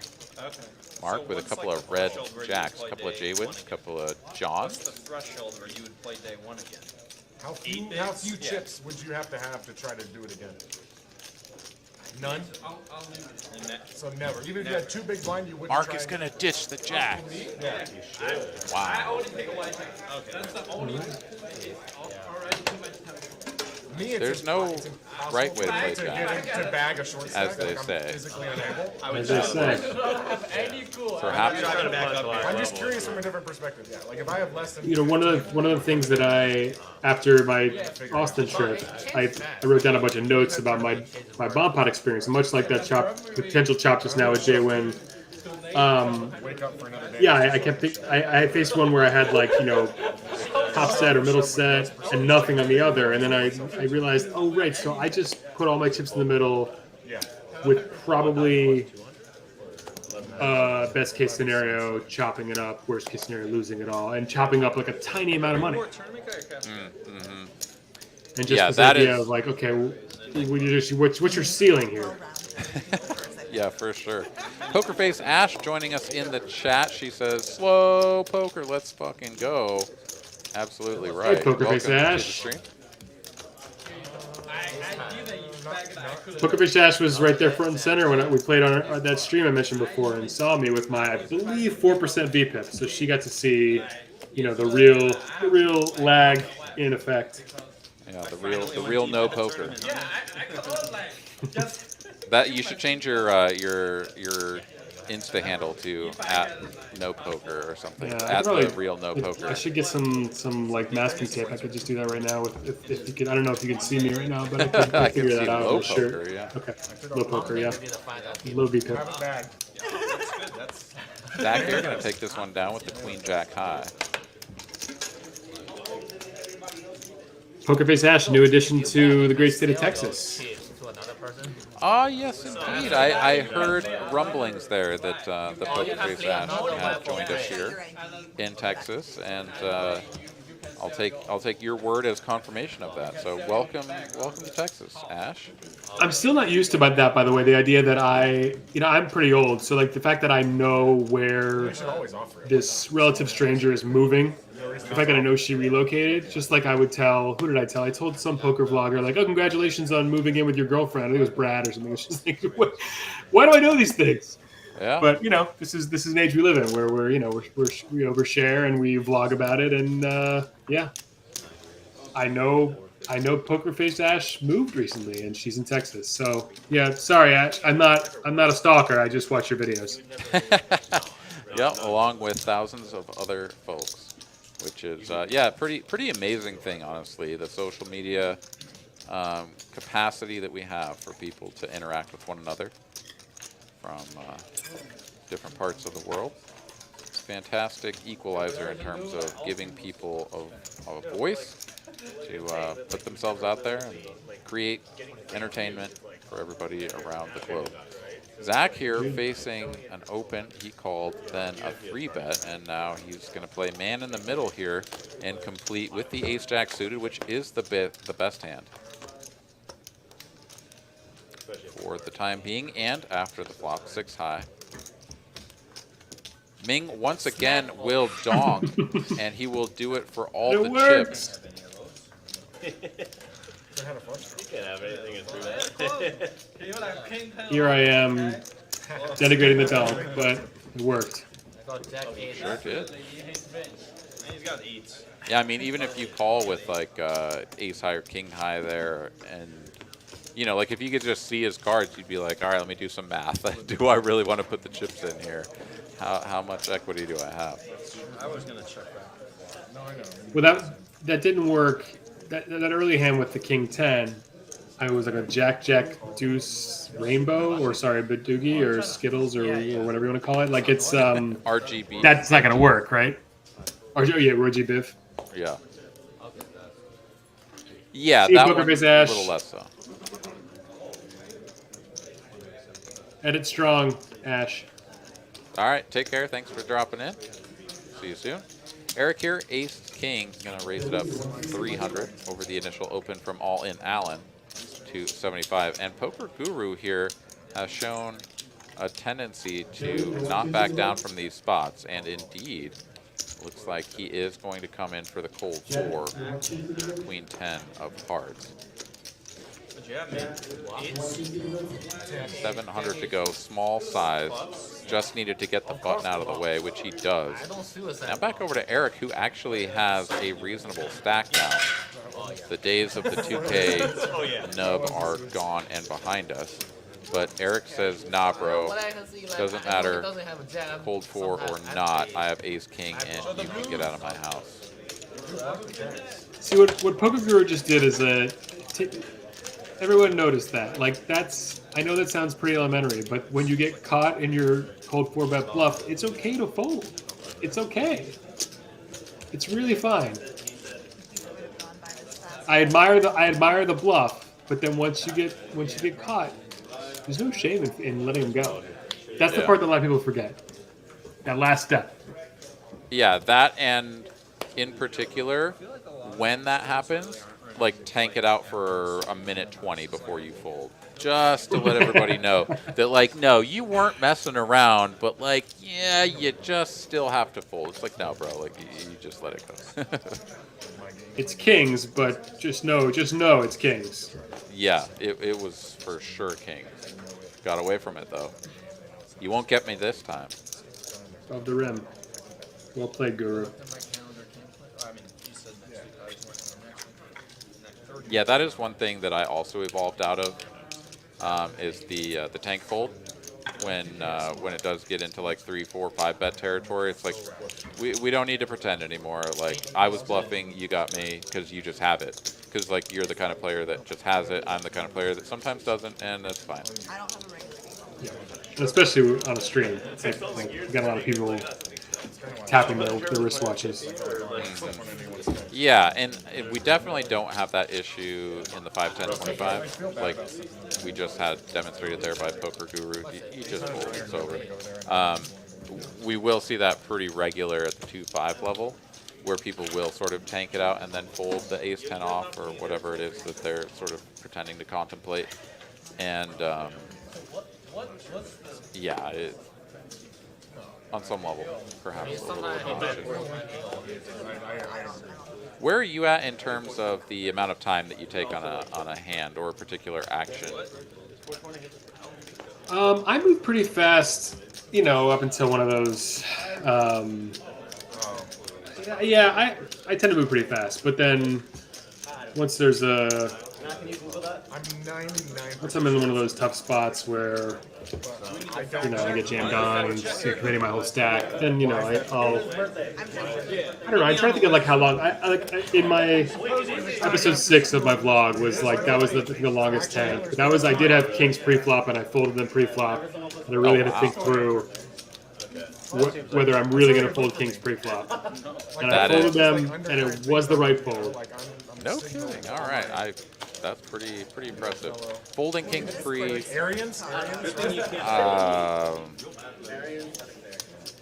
to think if I've done it. No, I definitely have. But it's pretty. I'm not saying I'll do it again. Occurrence. Yeah, I mean, I think the 4-better, 5-better, whoever it was, they did me a solid by jamming, because if they just put in a standard raise, it might go down differently. Because the flop was had an ace and a king on it. So it would have been, even if I got trappy and flatted, it would have all been a disaster on the flop. Yeah, because you don't You don't see ace king high and still hold on to the belief that you're getting cooler. You're like, no, I have a set now. I can't fold. Oh wait, it Yeah, was. this It is was it. This cooler is city. obviously big slick, and it's a cooler for I'm getting the best of them here. A group of California teenagers realistic. All right, we got the 50 and the 100 on. Okay, continue. Okay. All in Allen. First to act king 10. Is he a believer like Ming? He Oh, is not. there you go. I'll guess the 70s. Or 60s. Poker Guru folds to him on the button, and yeah, Queen Trey, no good. You said that like you might have. Over to Ming, though, with a couple of nines. He was the one that was like, hit Who brought it? working. He's like, And his mother was born on the And with 18th. a and his daughter was- And then $100 he said straddle after, here, I he's like, think 275 is oh, from what you heard, huh? and always go bigger, which he does. Definitely wasn't 4 1/4. Zach now ace 10 suited here, facing this large raise. Problem for him is that re-raising is likely to get all the money in. So a flat call here going to be pretty reasonable, but he does go for the raise. He's willing to play for all of it, and I think Ming should snap all of his chips into the middle here. Doesn't feel great, but you started the hand with 36 big blinds. You got pocket nines. You're up against a loose aggressive opponent in the blind. Yeah, ship it in there. I don't know. Today I would try to get it loose, but that corner just doesn't work. All right, Ming talking about the hand like this. I don't know. I think this is a fold incoming, but now he's cutting out calling chips. Oh my goodness. Sort of announcing that he has a very middling strength hand. We had the donk incoming donk. I mean, Maybe not this time. yeah. Checks it over. Zach here, just going to go all in. Put Ming to the ultimate test. King high board. I mean, yeah, Zach can have all the kings in the deck, but this is why calling with nines is so terrible, because there's almost always at least one overcard coming. If you just pile it in, you're like, all right, cool, we just flip, and if you get there, you get there. But like, oh, he has to let the nines go, and he had the best hand. Tough spot, and well played by Zach. He will take down the top. I have aces. If I have aces, you can't have aces. There's not enough. There's not enough cards in the deck for that. It's impossible. Zach here, sage wisdom of the number of aces in the deck. Oh, yeah.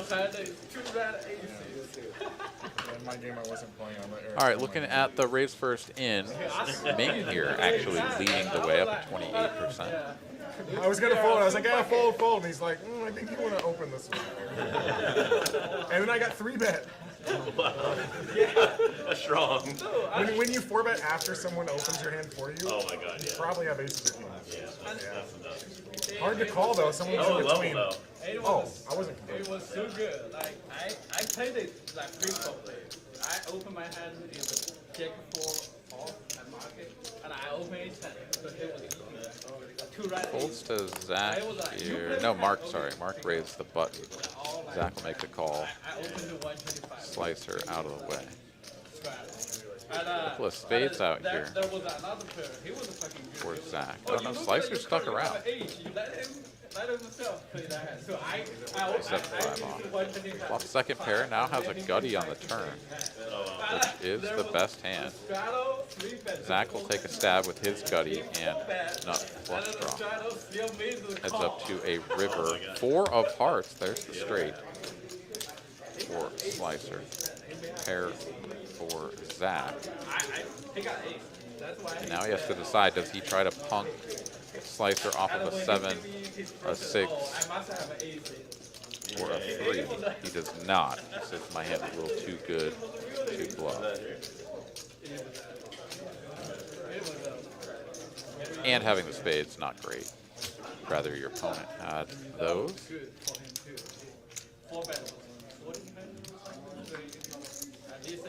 Slicer, of course, going to go for value. Whatever the size is, it will be too much for Zach to call, and it's a chunky overbet.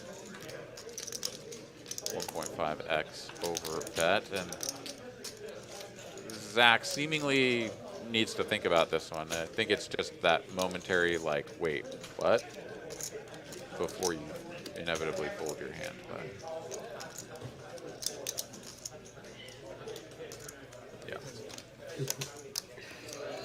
yeah. Brain freeze in the chat. You're saying that the pocket nines has to call. I think there's only one. I think he was put all in, so call once would be the only call he could make with the nines. I think honestly, it's like I agree with Aaron. Either that's just a jam, but once you see the king, I mean that's you don't want to see a king. You don't want to see a king with like that's all the pre-flop four betting, or I guess it was three betting. All those hands connect with that king. So I agree. I think it's either go for it pre or I guess you can go set mining. But yeah, that king, even though we can see the cards, I think it's either go with it or I think it's a perfectly fine fold on the flop. Well, I would tend to agree with Brain Freeze that putting that much of your stack in and then folding to just a single overcard, right? Like if we think about the hierarchy of overcards that we are willing to put the rest of the money in, it's like obviously a 10 because like our opponent's 3-betting range is just not going to be super 10 heavy. And then it's a jack, then it's a queen. And yeah, once you get up to king and ace, it does start to be a little bit more like, throw up in your mouth when you see it. But it's a single overcard, and I mean, I don't think I'm just like easily folding there with the nines. If I somehow just inherited the spot, king, deuce, deuce, you got nines. It's not great. It's as you say. It's not like your favorite spot in the world, but and again, there is like the argument to be made like just ship it pre. You don't have any of these issues. But too many people I think are afraid of what they see because they immediately connect it to the hands that beat them, and then they lose sight of the rest of the range. Right? We need to be able to think of a complete range of what our opponents can have, not just what the one card out there interacts with. We start thinking ace king, we start thinking king queen, maybe even some like king jack or king 10 off, pocket aces, right? We think of all these things and get lost in that fraction of the range, and it's like, yeah, well, what about all the rest of the stuff? The ace 5 suited, the ace queen, the ace jack, all that stuff missed. Yeah. But I mean, I guess it's just that's I think that's why the sort of pre-flop. I think pre-flop was a mistake, just given the SPR. I think it's just you got to either go with it or ditch it. I think. I mean, I have to look back on the sizing, but I'm pretty sure you're setting yourself up for that by just flatting pre. Yeah. The pot went up to 2,700, and then it was a check and a let me put you all in for 2K. So it was, All right, we've got ourselves a $25 PLO bomb pot. I don't know about you, but I am no longer hearing the table audio. I'm not either. Okay. But we can I can do impressions if that's helpful. That amazingly helpful, please. Okay. I've been working on my Caitlin. Hold on, let me just warm up.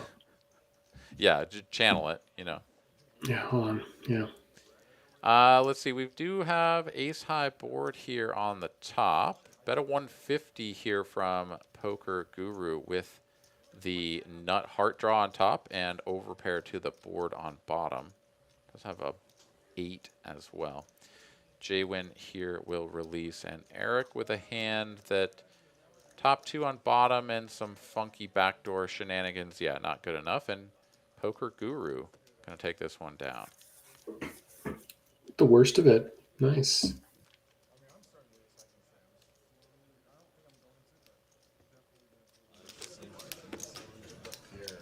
And just like that, table audio is back. There we go.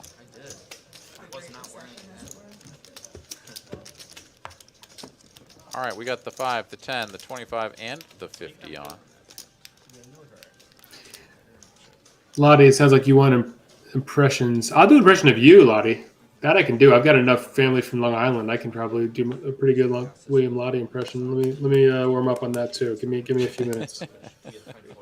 I bet you also have a ton of footage of you folding that you could string together as a Will Lottie impression. Very good point. Yeah, because again, I told William this before, but the Lottie line is massive compared to my VPIP. So I need to coin my own term. Like we said, low poker, no poker. We'll workshop it. Yeah. All right, Zach here makes a raise from the small blind with 10-9 suited, gets 3-bet, I believe, just a 3rd bet. Yeah, because it was a $50 straddle. So yeah, 3-bet. Queen Jack 3 Rainbow Bright. Is that nah? That dates me. I was like, I feel like I've heard that before, but I don't actually remember what it is. All right, Zach here though with an up and downer. Backdoor diamonds as well. Certainly going to need to continue, and comes along as a check call. Deuce of spades, not the card either player had in mind.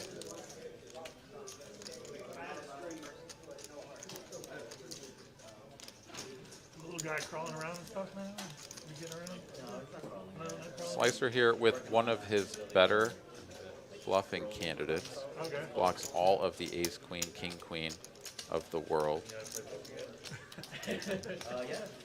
Narrows his opponent down to some queen 10, some jack 10, things of that nature that can definitely peel one off and then feel real bad about continuing for 1400 on the turn.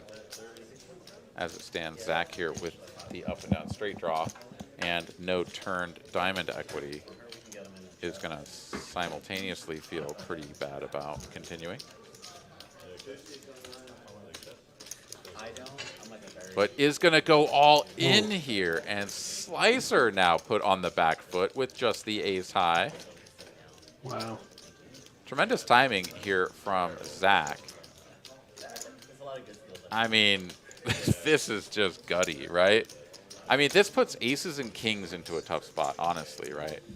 Yeah. Like, you're probably going to have to call if you have aces or kings, just because, like, if you fold that, then what are you calling? But you don't love it. An ace-king here, obviously, not the best hand most of the time. You have to ask yourself what is Zach jamming with though? Like what? It's still totally rainbow.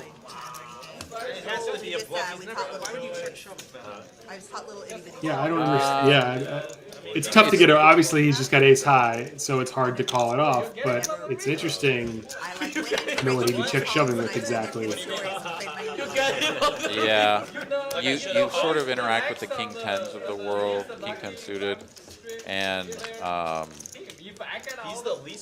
you don't block any of the queen jacks, right? So there's like queen jack of hearts, queen jack of spades, which is a very specific combination. But then when you block some of the king 10 suiteds that can come along that are going to go in there, you really sort of narrow the bluffs down to exactly the 10-9 suiteds, the two combos of king 10 suited, and pretty much nothing else unless Zach is an absolute savage and just somehow has like pocket 4s there, pocket 5s, whatever didn't make a set, you know, just like these tiny pairs that the solver will turn into bluffs just so that you have some.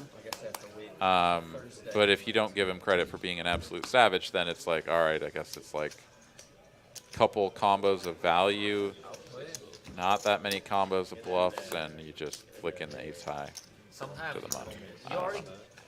Well, people are always fond of saying, you know, oh, I put you on ace king, so maybe he got to read. Maybe he knew that's exactly what he had. Yeah. Pretty gutty spot, though. I mean, that is one thing that you have to give Zach credit for. Like, that dude will put all the chips in with the nuts and with very, very far from the nuts.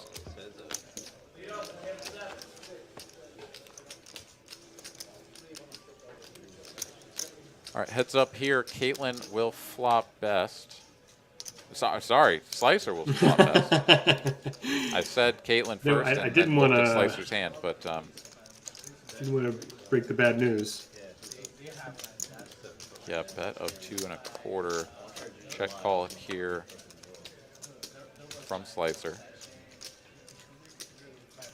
Very natural check once again as the front door hearts completes, and Caitlin has a pretty standard check back. 7 of clubs here on the end, Brick City, and Slicer now. I think going too big is a bit of a misstep, just because you end up, if you polarize into flushes and trips only, like you can actually give your opponent an opportunity to fold out some of their aces. He is going to go big nonetheless. I think Caitlin might look him up. I think she's going to let this go. If you have like ace 10, ace queen, you start to get into the realm of like interacting with the jack, and so you could think about blocking those things and coming in for the call. I think the ace 9 is just a little bit bad, and also having the 9 of diamonds, right? Like you only block the jack 9 of diamonds, and the jack of diamonds is already on board, so you actually don't block anything.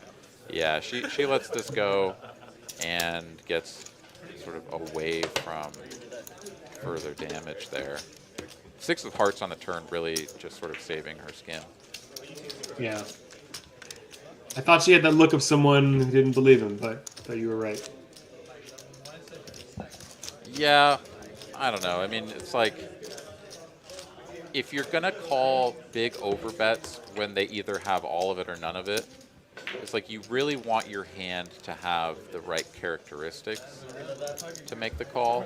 And just having the ace isn't necessarily the strong suit of the bluff catcher, right? It's like you could have ace deuce, like I mean, and that beats all of the air balls, right? Like when they go super polarizing, you could have pocket 4s and probably beat them. So it's not necessarily about the absolute strength of the hand, it's about the qualities that your cards have in terms of interacting with those, the polarized value. And the 9 of diamonds is just not the good card to have there. So 10 of spades or queen of spades, something like that, where you could have interacted with the jack 10 or jack queen of spades, something like that. You'd want to look at that one a lot harder before letting it go or making the call. All right, Ming, the original raiser here with 2 8s. Poker Guru, when folded to him, says, I'll defend. Why not? All that dead money in the middle and 8 in the window. All spade flop, though, and Guru does have a spade, so not dead yet.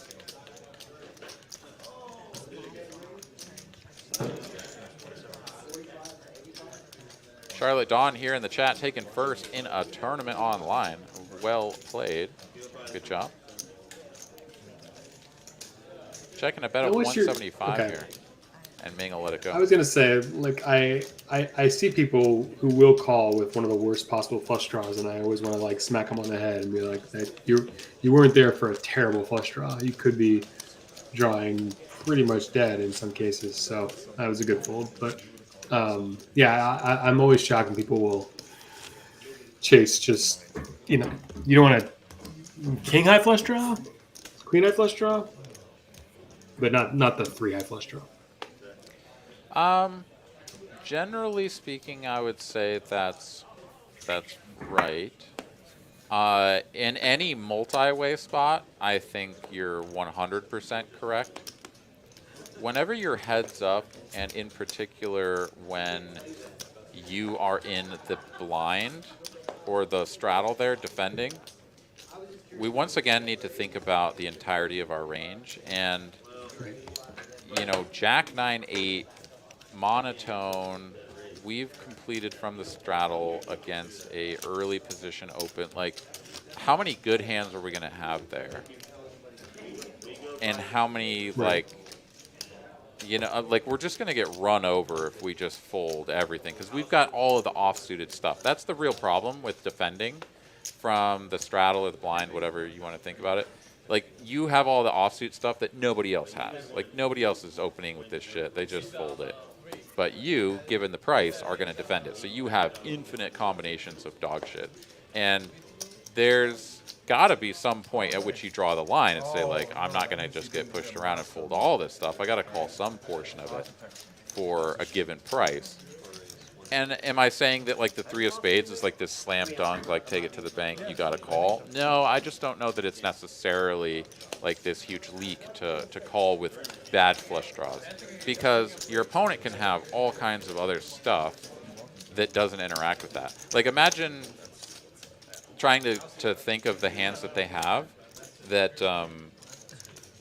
well, I don't know. We don't need to go down that road too much. It's just like there's plenty of hands that they can continue with Do you think you should? that the 3 of spades is doing fine against. We can see there, you have 30% equity, right? Well, here, the 3 of I spades. mean, why is he? Oh, because the kings, right? I was going to say, why is it? Yeah, it took me a second to realize why Guru only has 17%. Yeah, we can see up in the top right there, the RF Poker app, of course, knows all the cards that have been scanned in. Oh, and the 8s we are can gone see. too. Okay. Yeah. Wow. My goodness, though, this very quickly got all the chips in the middle, and the straight draw bricks out. Guru is like, yeah, I have a queen high. Is that any good? No, it's not. The ace of spades completes the board and had to have sent a little flutter through the heart of Mark, but he will hold. 2 black kings, get the dub, and ship a pot of 4.7K. I always wonder in those spots when someone, in the case of Guru, if he's ever thinking, okay, 3-bet pre, this could be pocket kings, my outs. I don't have as many outs as I think I have.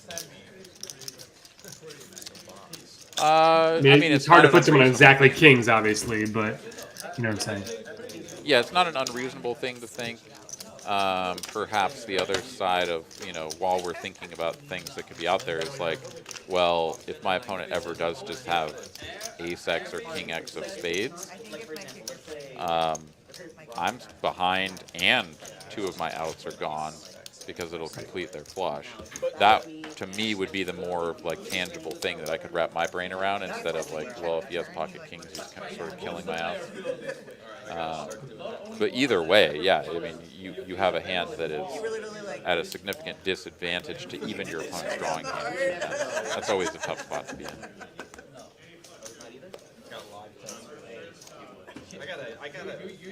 Caitlin folding the ace-10 off first to act.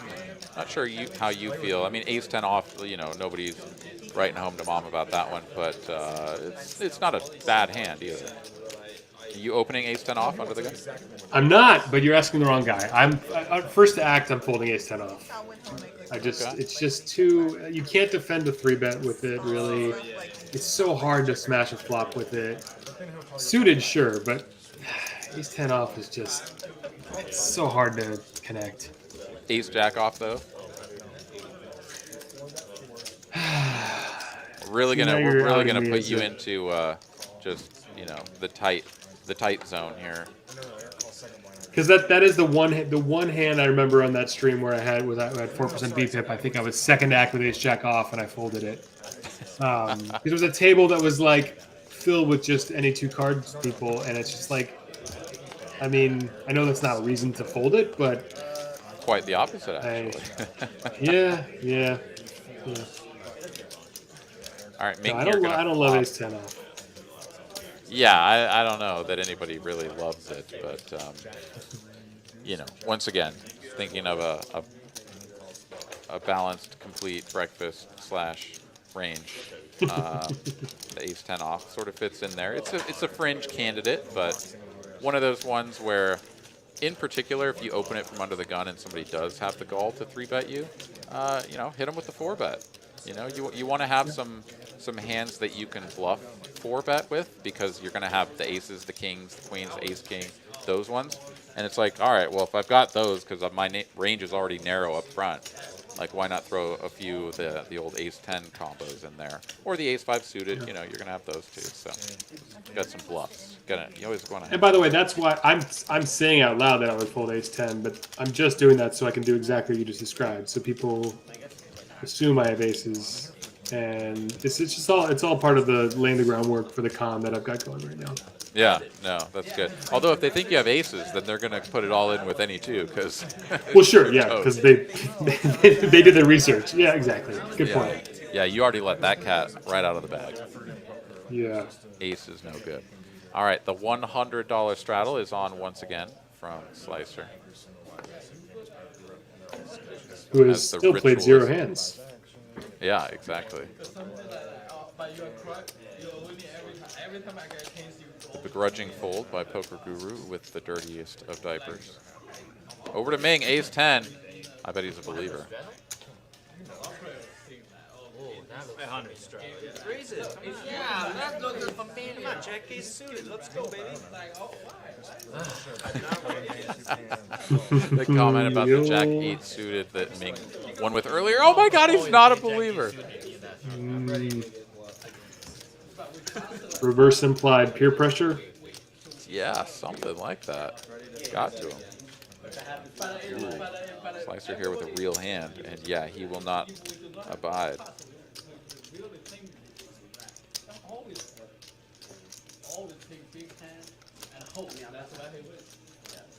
Ace 8 offsuit. A clear fold. Ace 8 suited, I think, worthy of a continue. Going to be tough, though, to play this one out of position. And after asking the poker gods what to do, perhaps making a little gesture towards Grandpa up above, yeah, that is going to be a fold. I thought ace 10. Fold at ace 10? Good fold. Asked and answered, poker gods. Yeah. Yeah, Zach, he's got a speed dial there. It was sort of a look up there, and they were like, "Nah, bro, get out of the way." We called it dead man's hand for a reason. All right, dude, you're toast. Or does it have to be offsuit for dead man's hand? I don't think it does. I think the actual dead man's hand is just aces and eights, like 2 pair, not even necessarily Right. because back then they played 5-card draw. I mean, That's right. That's right. Yeah. I have ace 10. J Flop wants to know, can we see the chat? Yes, we can. Do apologize if you've been asking questions or something and I've missed it. But lots of excitement going on here. If I can find out in 15 minutes, I'll be ready. I don't want to wait a week. I mean, it's in the way, so you can check it based on it. All in Allen here, early position. Gonna raise this up, 125 to go. Mark makes the call on the button with 8-5 suited, and Slicer peels one off from the large straddle. Queen 10. Nobody connects here. And it checks over to Mark on the button. He's just going to take a shot. He's like, I got 4 red cards. They're kind of Just here to fact check. shaped And similarly. actually, it's not alliterated. And I'll win. So like saying like All right, hand number 78 coming at you as we have been live for about 3 hours and 15 minutes. So coming into the home stretch here, 45 minutes left to go. ADC Scooter, thank you. Thanks for subscribing, and thanks. I appreciate the kind words. To Slow Poker. Those new in the chat, go to Slow Poker on YouTube and subscribe. And if you don't like it, I'm sorry. They're just 2 different things. It's repeating vowels. It's a good pitch. Can they both be that? Ryan Cope here in the chat wants to know what good hotels are near the card room coming in next month.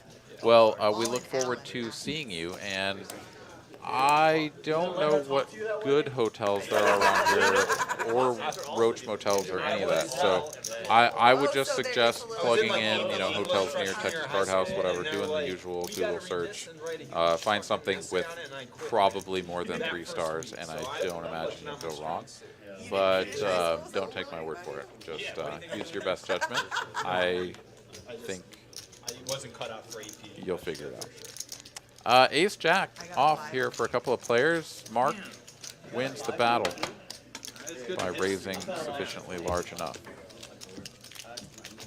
I got 4s in all the history ones. American history. If anybody wants to come on into the great state of Texas, play here in Austin, you can follow the link there, posted in the chat by Stream Labs. Give us your information. Let us know when you're going to be around, when you want to play, and which game. and we'll do our best to get you in the lineup. We have 2-5 match the stack on Mondays. Sometimes 2-5, sometimes 5-5, and other times 5, 10, 25 here on Thursdays. So whatever suits your fancy, we'll do our best to get you in. You can also sign up to play up in Dallas as well, Tuesdays and Wednesdays. She's Jasmine. Trey headed off to an early bedtime. Thank you for tuning in. We'll see you next time. Sweet dreams, Trey.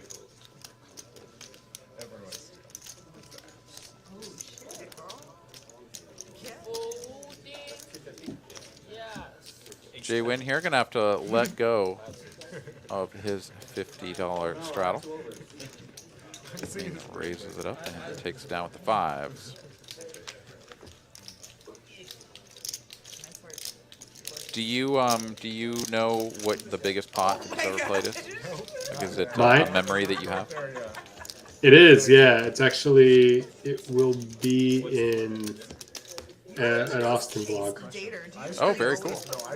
I don't know if I want to spoil it, but it's funny you mentioned match the stack, and I would never have thought that the biggest pot I ever played would be in a 1-3 game, but it was in a 1-3 game in Austin. Okay, all right. Because the stacks were enormous, and yeah. That's what happens here. That is for sure. I can't tell you how many times I've just been playing like regular 2-5. It's like hour 8, and there's 30K on the table, and we're like, what are we playing? This is 2-5. All right. Yeah, I mean,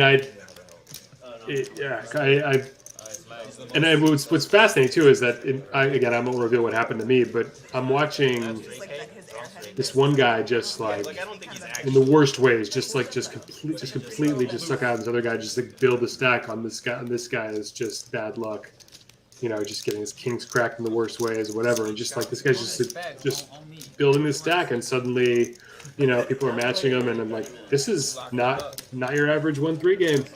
This is they were right. Whoever people said, like, if you go to Austin, maybe start with 1-3 if you're accustomed to 2-5, and they were right. Yeah, definitely true. Jay Wynn here, waking up with kings in the straddle. Ming, the original raiser, with jacks facing this raise.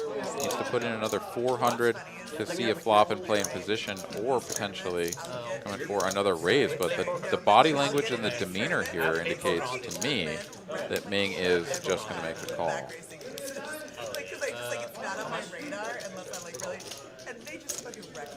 There it is. All right, so heads up, Jay Wynn and Ming to a flop. Jay Wynn with the betting lead. First to act comes ace high.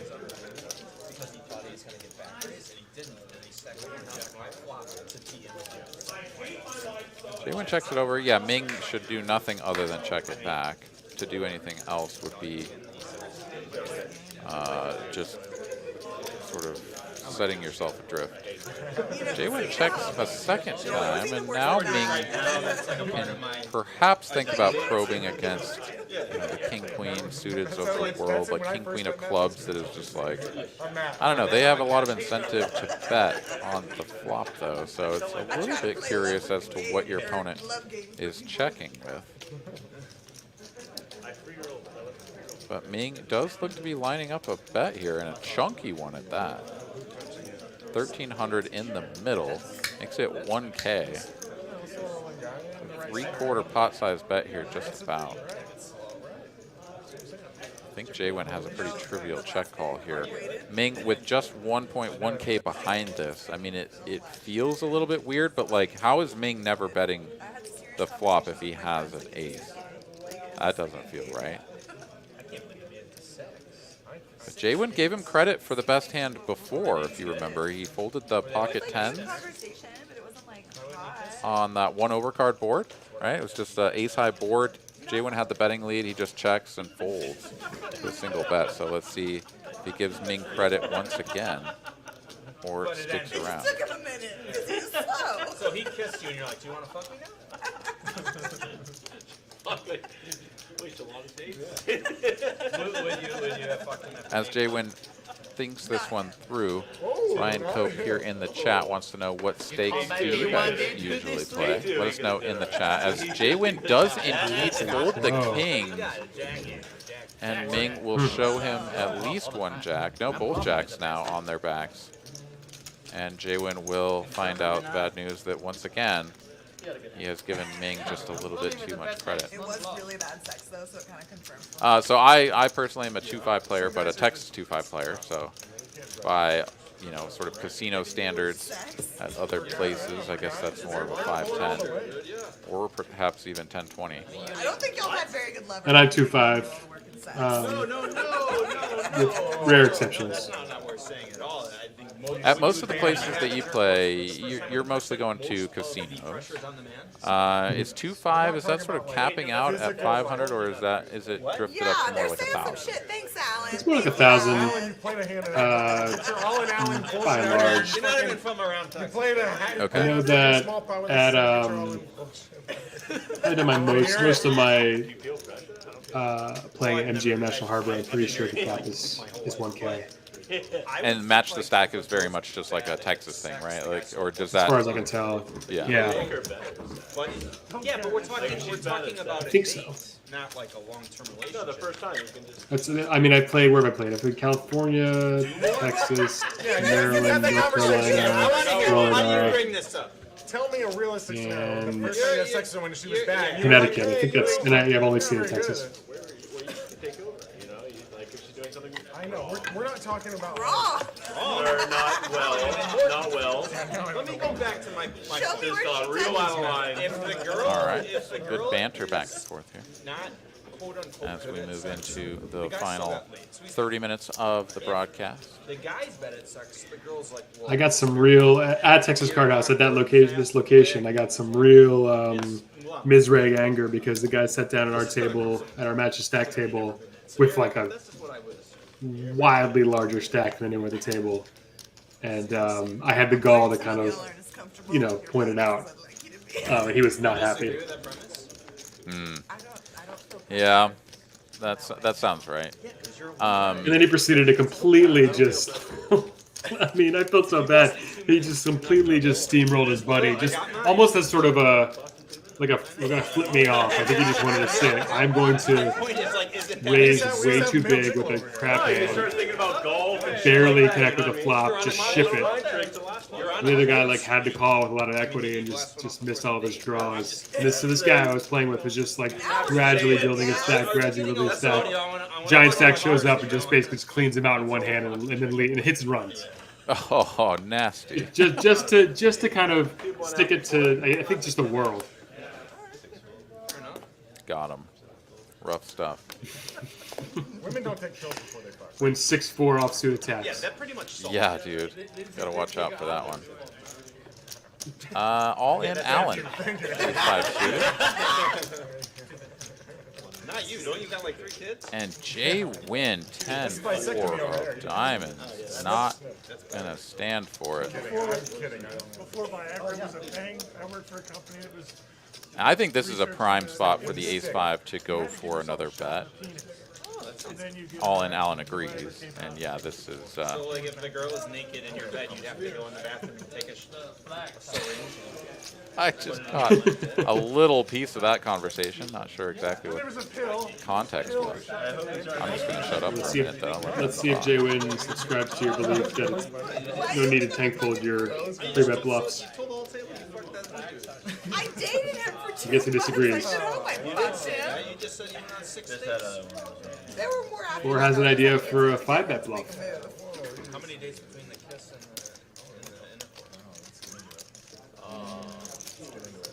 If this is gonna make you uncomfortable, I mean, this is like the beginning. I think like we made Wait, out. he went 6 days, kiss, then 2 more days. That's very He's a Very slow reasonable. starter. Very reasonable. He was slow on the It game. did make But to me, it's a play by ear. I did think Everyone's he was super different gay. for me. But But I also Everyone's I different for me. I don't Yeah, if meet you're some looking- guys physically. Like I'll ask a guy out. I'm always like, let a guy relationship know I'm driven, but interested it's in this, still but I'm Right. not gonna I still mean, different. that's fair if you're I'm not gonna relationship lead driven. anything even still- with you. Like when we get to that point, I want to know you like. Do you think he was gay because it took him 6 days to Although kiss you, you, or don't you think Pretty six is wild spot here. I was like it was a lot of first dates to like. not All be in making Allen a move. here. Obviously, this is very good flop for him. Exactly. So I was like, So like, what is going One on? to And three, yeah, his one to three. range, not his particular hand. The 420 definitely in Depends on the play. vibe, because sometimes you just get a Jay small Win talking. here will You make really the connect. call. You're like, oh, okay, next time. yeah, yeah, yeah. That's Ace I of know clubs why you're- though on the That's why the turn, most pressure, He was. I think I would have cared. giving all in Allen some showdown. Like when you Suspect this is gonna go She might be like, checky checky. yeah. That's And the then thing. you're You're like, Yeah, like people that like want to get to like. especially when the date goes really well. Yeah, and then you're like, fuck. So If You you read anything. I just really punch there. Horrible live reads. Yeah, I yeah. probably feel a little Really bit bad. He was like fighting against Really my bad by bodily me there. autonomy. Yeah, I don't really. No, but he just is kind of a goober. I was very lonely last spring. Please don't judge me on that one. Did you say he ended up being No, I always suspected he was. Yeah, Jay Win here. I mean, if you're ever gonna speculate with a hand like 10-4 suited, which we presume he actually has. I mean, it's always a small probability that he had a misread there or something. But we're gonna give him credit for the 10-4. But if you are speculative enough to take it to a flop and a turn, you really just you're kind of done. If you win, you win. If not, so be it. Well, if it is his hand, I think he missed his chance on the turn. A little late now. I don't want them to have my address. I'm Social Security number. What the fuck? Allen going to attack the kings of the world. Hustler See if you can get a call from King, Queen, King, Jack, blocking Broadway, perhaps King, Queen, King, Jack that has a club that sort of feels like, I guess this is one of my better bluff catchers, you know, goes for the relatively large size there instead of a block, which is maybe the more standard play there with top pair, no kicker. Go for the block so that you can get called by the largest portion of your opponent's range. Of course, you do open yourself up to the large raise if they do have a big club and they're like, well, fuck it, I don't think I can win by calling, so let's give them the business. But Yeah, that was the whole thing with Jay Win's 5K. does indeed just go for the larger bet and takes it down. So, you buy in 10K, you have to fill the form or somehow? Yeah. Okay. Yeah, I think you cash out 10K here. Cash out, yeah. Then I would always just do 90. I saw a guy. They popped him for his passport and social. Yeah, I don't cash out. That's why. The guy who was playing always Jay catch Win's out game. The guy who was playing Jay Win's 95. game, they That's what popped I do, him for yeah. his passport. All right, I didn't think Jay Win right back on the horse here after losing those last couple of hands. Ace 4 suited. He'll take another shot at this, raise it up to 100. Nope, 75 to go. And just like that, runs into queen.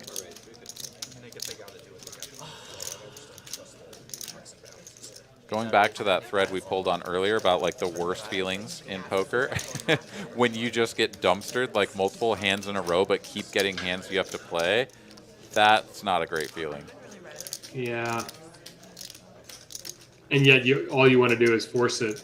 You're like, but I gotta pick my spots. It's so yeah. You just gotta take a walk at that point. I'm still not great at that, knowing when to take a walk.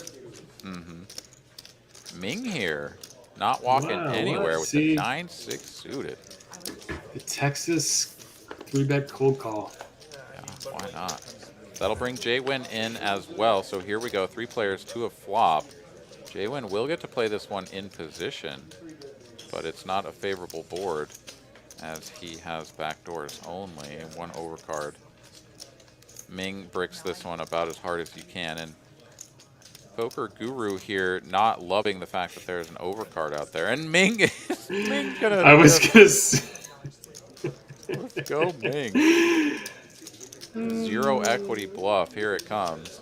And by Once 0, you I said mean he bricks as hard as he 4%. could, I was like, I don't think that's gonna stop him. 8 1/4. This is pure heart from Ming. And let's see if Poker Guru gives him the same credit that Jay Win has been giving him. The answer so far seems to be no. And it is indeed no. Stack to pot ratio here's what- under 1 now. You're my number one. Oh. In terms of bluffing. No, he just keeps saying eventually. That's a brilliant turn card if you're poker guru. Now you're hoping he has a king. At first you were like, please just have an air ball. Oh wait, no, please have king 10.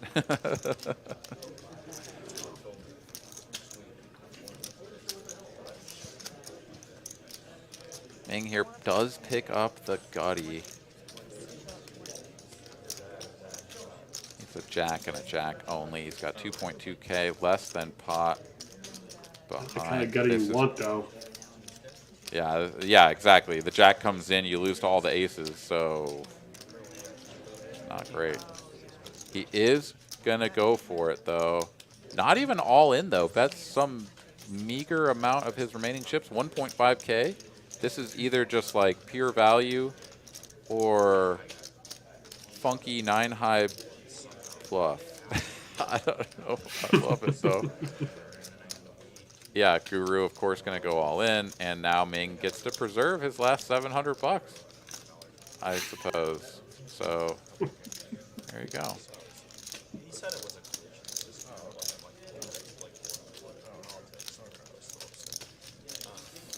no, actually, but yeah. Are we in effort range? He's put so much in there. He has 700. If he puts that 700 in, it goes up to like 7,100, right? He's getting he's getting 10 to 1 on his money. He's actually getting the right price to call with a naked 9. This is incredible stuff. He's not worried about having intercept. I mean, and actually, like, give him all the jacks, right? Like, we see the 11% is correlated to the fact that the jack of spades is gone. But if he's just like, give me 4 pure outs, like, well, actually, no, that still should come in at around 9%. Why is it 11%? What? I don't understand. I'm confused. It is. It should Math. be 11, yeah. Maths are hards, but No, you should say whatever. Anyone that's not interested. yeah, I mean, if you give yourself all 4 outs and there's like 44 cards, yeah, you should have 9%, which is pretty much bang on the odds he's getting. But it feels super gross when you're like, cool, cool. Like, those are 700 real dollars. Like, how many trips to Taco Bell is that? And the chances that I win right now are very, very, very small. But imagine if he sticks it in there, binks the jack, right? I mean, dude, Taco Bell for life. Does let it go, though. Maybe the card reader thought what Ming thought, which is that maybe his 9 and the 6 were live too. But it's also like I don't know. Yeah, that's weird. Yeah, wow.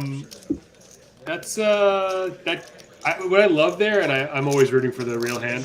I love when your patience pays off like that. You know, where you have pocket kings, ace high flop, and you just kind of bide your time, and then you turn the set. That always feels great. It's like I'm patient and I get there. Doesn't always work that way, obviously, but I love it when it happens. Yeah, and with that patience, Poker Guru is rewarded at the top of the totem pole. They're up just about 6K in pole position. So yeah, pretty good showing here for our man. A lot of that profit still attributable to the 10-9 versus 10. Both players flopping top trips earlier on in the show. If you missed that hand, scroll on back to somewhere in the like hand 20 regime, I would say it was. And yeah, pretty sick run out there, as it was Cooler City the whole way. King 10 looking to take Poker Guru to Value Town, and then it just flipped right on its head there on the end. Yeah, you should. Well, that's a cooler, but I think the real cooler. Let's not sell short the cold call with 9-6, bluff with 9 high, and fold with 700 behind. That's the cooler and all coolers. Yeah, no, you're absolutely right. I would have been remiss had you not reminded me. I know. Taking a look there at those earnings, Jay Wynn also stuck just about 5K, so pretty incredible swing there from that first hand. It has been all downhill for my good buddy Jay Wynn. So tough sailing here tonight. Can't mess with the flow, brother. That's always a weird dynamic when you have one of those nights where you like win immediately and then just never win another hand, and you're like stuck at the end of the night. You're like, how the hell did that happen? Versus like getting stuck on the very first hand and then just like battling your way back to a W. Is Alan? Yeah, that episode of my vlog that you mentioned, the slow poker, where I just got aces wrecked over and over again, like that. I was so up at the start of that session. It was like a 3 or 4 day session, and I left so stuck because just like my aces got cracked like 5-6 times in the same session.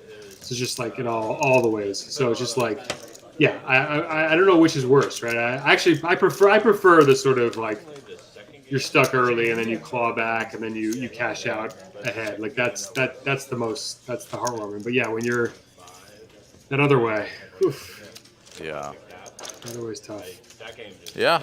And on this long journey of the never-ending poker session that is life, you know, you're going to go through these stretches of ups and downs, and we attribute so much like additional value to what happened in this 100 hands that I just played all in a row versus like, you know, just shift the little slider bar at the bottom of the YouTube video to 100 hands later or whatever, and like all of a sudden your experience is entirely different. But we zoom in so much on these individual experiences and what they mean to us, and you know, because we like to tell stories, you know, and we're mortal beings too, right? So like days are meaningful units of time. So today I got my ass kicked. Tomorrow I won. Whatever. But it all hits us different, and especially when you have a couple of bad days in a row or a couple of good days in a row, like that can impact the way that you play. And yeah, there's nothing like watching those guys that are like, dude, I've been running so hot, and they just start playing complete garbage. Especially in a tournament, I watch these people just like flat calling 3-bets and stuff with 9-4 off because I'm on a heater. Can't lose. Can't lose. Yeah. Right. And they're usually not wrong. They just keep wrecking people, and you're like, wow, why you? Stop. Poker gods. Yeah. Stop this. Yeah, I guess it's sort of like, I guess, the stock market, right, where you can't really focus on that one, you know, that one awful day. You got to just like, you know, look at the, you know, pull back the graph and look at the if you're a winning player, you're going to see those dips, but, you know, got to change the Excel file a little bit. Yeah, absolutely right. Pretty good flop here. I was going to say for Zach, I thought he had ace-king of spades, but he has the ace-king off. He is going to continue here, though, and yeah, his opponents won't really be able to do anything, so he'll win nonetheless. It's always nice. That bottle of McAllen did not last long. McAllen? Yeah. Someone ordered a bottle of McAllen. I was like, It fucking went. It went. Talking about scotch in the live chat there. How many of you guys are drinking? Are you a scotch drinker? I'm an occasional scotch drinker. I'm not a connoisseur, though. I kind of just like all scotch. So, how about you? Yeah, scotch is probably my favorite of the liquors to consume. Also a big fan of gin and tequila, but I'd say scotch and whiskey are my favorites. And I like a really smoky, peaty one. So Lagavulin, Talisker, you know, something from Islay that's just, you know, chock full of peat. That's something for me. I've got one right now that a guy at Total Wine recommended me. It's called Peat Monster, which, true to its name, is on the front label. It's just got this, you know, sort of, you know, sea monster looking thing, or alien tentacle monster, whatever it is, on the front, and they just peated the hell out of it. So it is real smoky. I find it delicious. I'm sure a lot of people would find it unpalatable. All right, I'll look that up. I like doing it like once or twice. Peat Monster. But I like that vibe, like outdoors. But yeah, in addition to, you know, sort of sipping on scotch, I also do enjoy a good cocktail. Gin, tequila, those are definitely my go-tos when it comes to cocktail drinks. Actually, my favorite I'm go ahead. just to finish this real quick, is from also imported from Islay in Scotland. So called the Botanist. Very delicious. Girls Okay. were like annoyed with some other people. I am I'm a dad with 2 young kids, and I go to bed usually around 9:30. So I could talk a big game about, you know, my whiskey drinking and late nights out, but it's usually, you know, a little bit of water and Apple early juice night. in a sippy cup, maybe. Yeah. Yeah. Although I have found, and I will say again, I don't want to spoil that episode, but the biggest pot I ever played in Round Rock, in Austin Round Rock, wherever it was, that involved me getting an early night's sleep, having a balanced breakfast, speaking with my wife and kids, headed over to the poker room, and then just destroying someone who's still there since, you know, he's been there 12 hours, just pounding his 30th whatever. That doesn't always work, but every so often, because some people say you don't want to show up early because all the sort of OMCs are there and the regs. But in this case, you have the old night before guy. Yeah, no, that's pretty great. We're going 3 ways to a flop here. Jay Wynn going for a big squeeze from the straddle with ace-7 of diamonds. Couldn't brick this flop harder if he tried. Poker Guru in there with the 6s. Getting the 2, 4, 6, 8 chant started once again. And Slicer peeling off with the Queen 9 of hearts. So all players sort of whiffing here and checking through. Little does Jay Wynn know, I think a C-bet right there would have taken care of it. Oh, 100%. Not anymore.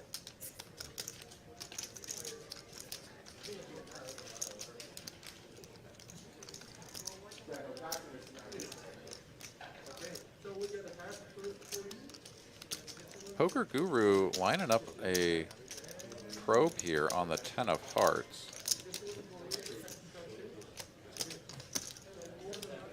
Slicer, yeah, I don't think Slicer's going anywhere. The question is, does he raise, does he call? Really tough to represent much if you raise, so I think you kind of just have to call, realize your equity in position here. Also just getting a really good price, right? Like 800, pot goes up to 36, so definitely getting the price, but he is instead going to raise, and that gets a snap fold. And it's a 6. The river would have been a 6 for a set. And Queen 9 of hearts will get that one through. Good thing he didn't flat. That wouldn't have worked out well. Do you like to be on top or on bottom more, Maddie? I was about to ask a question, but now I'll let this table chat play out. Yeah. Good stuff happening.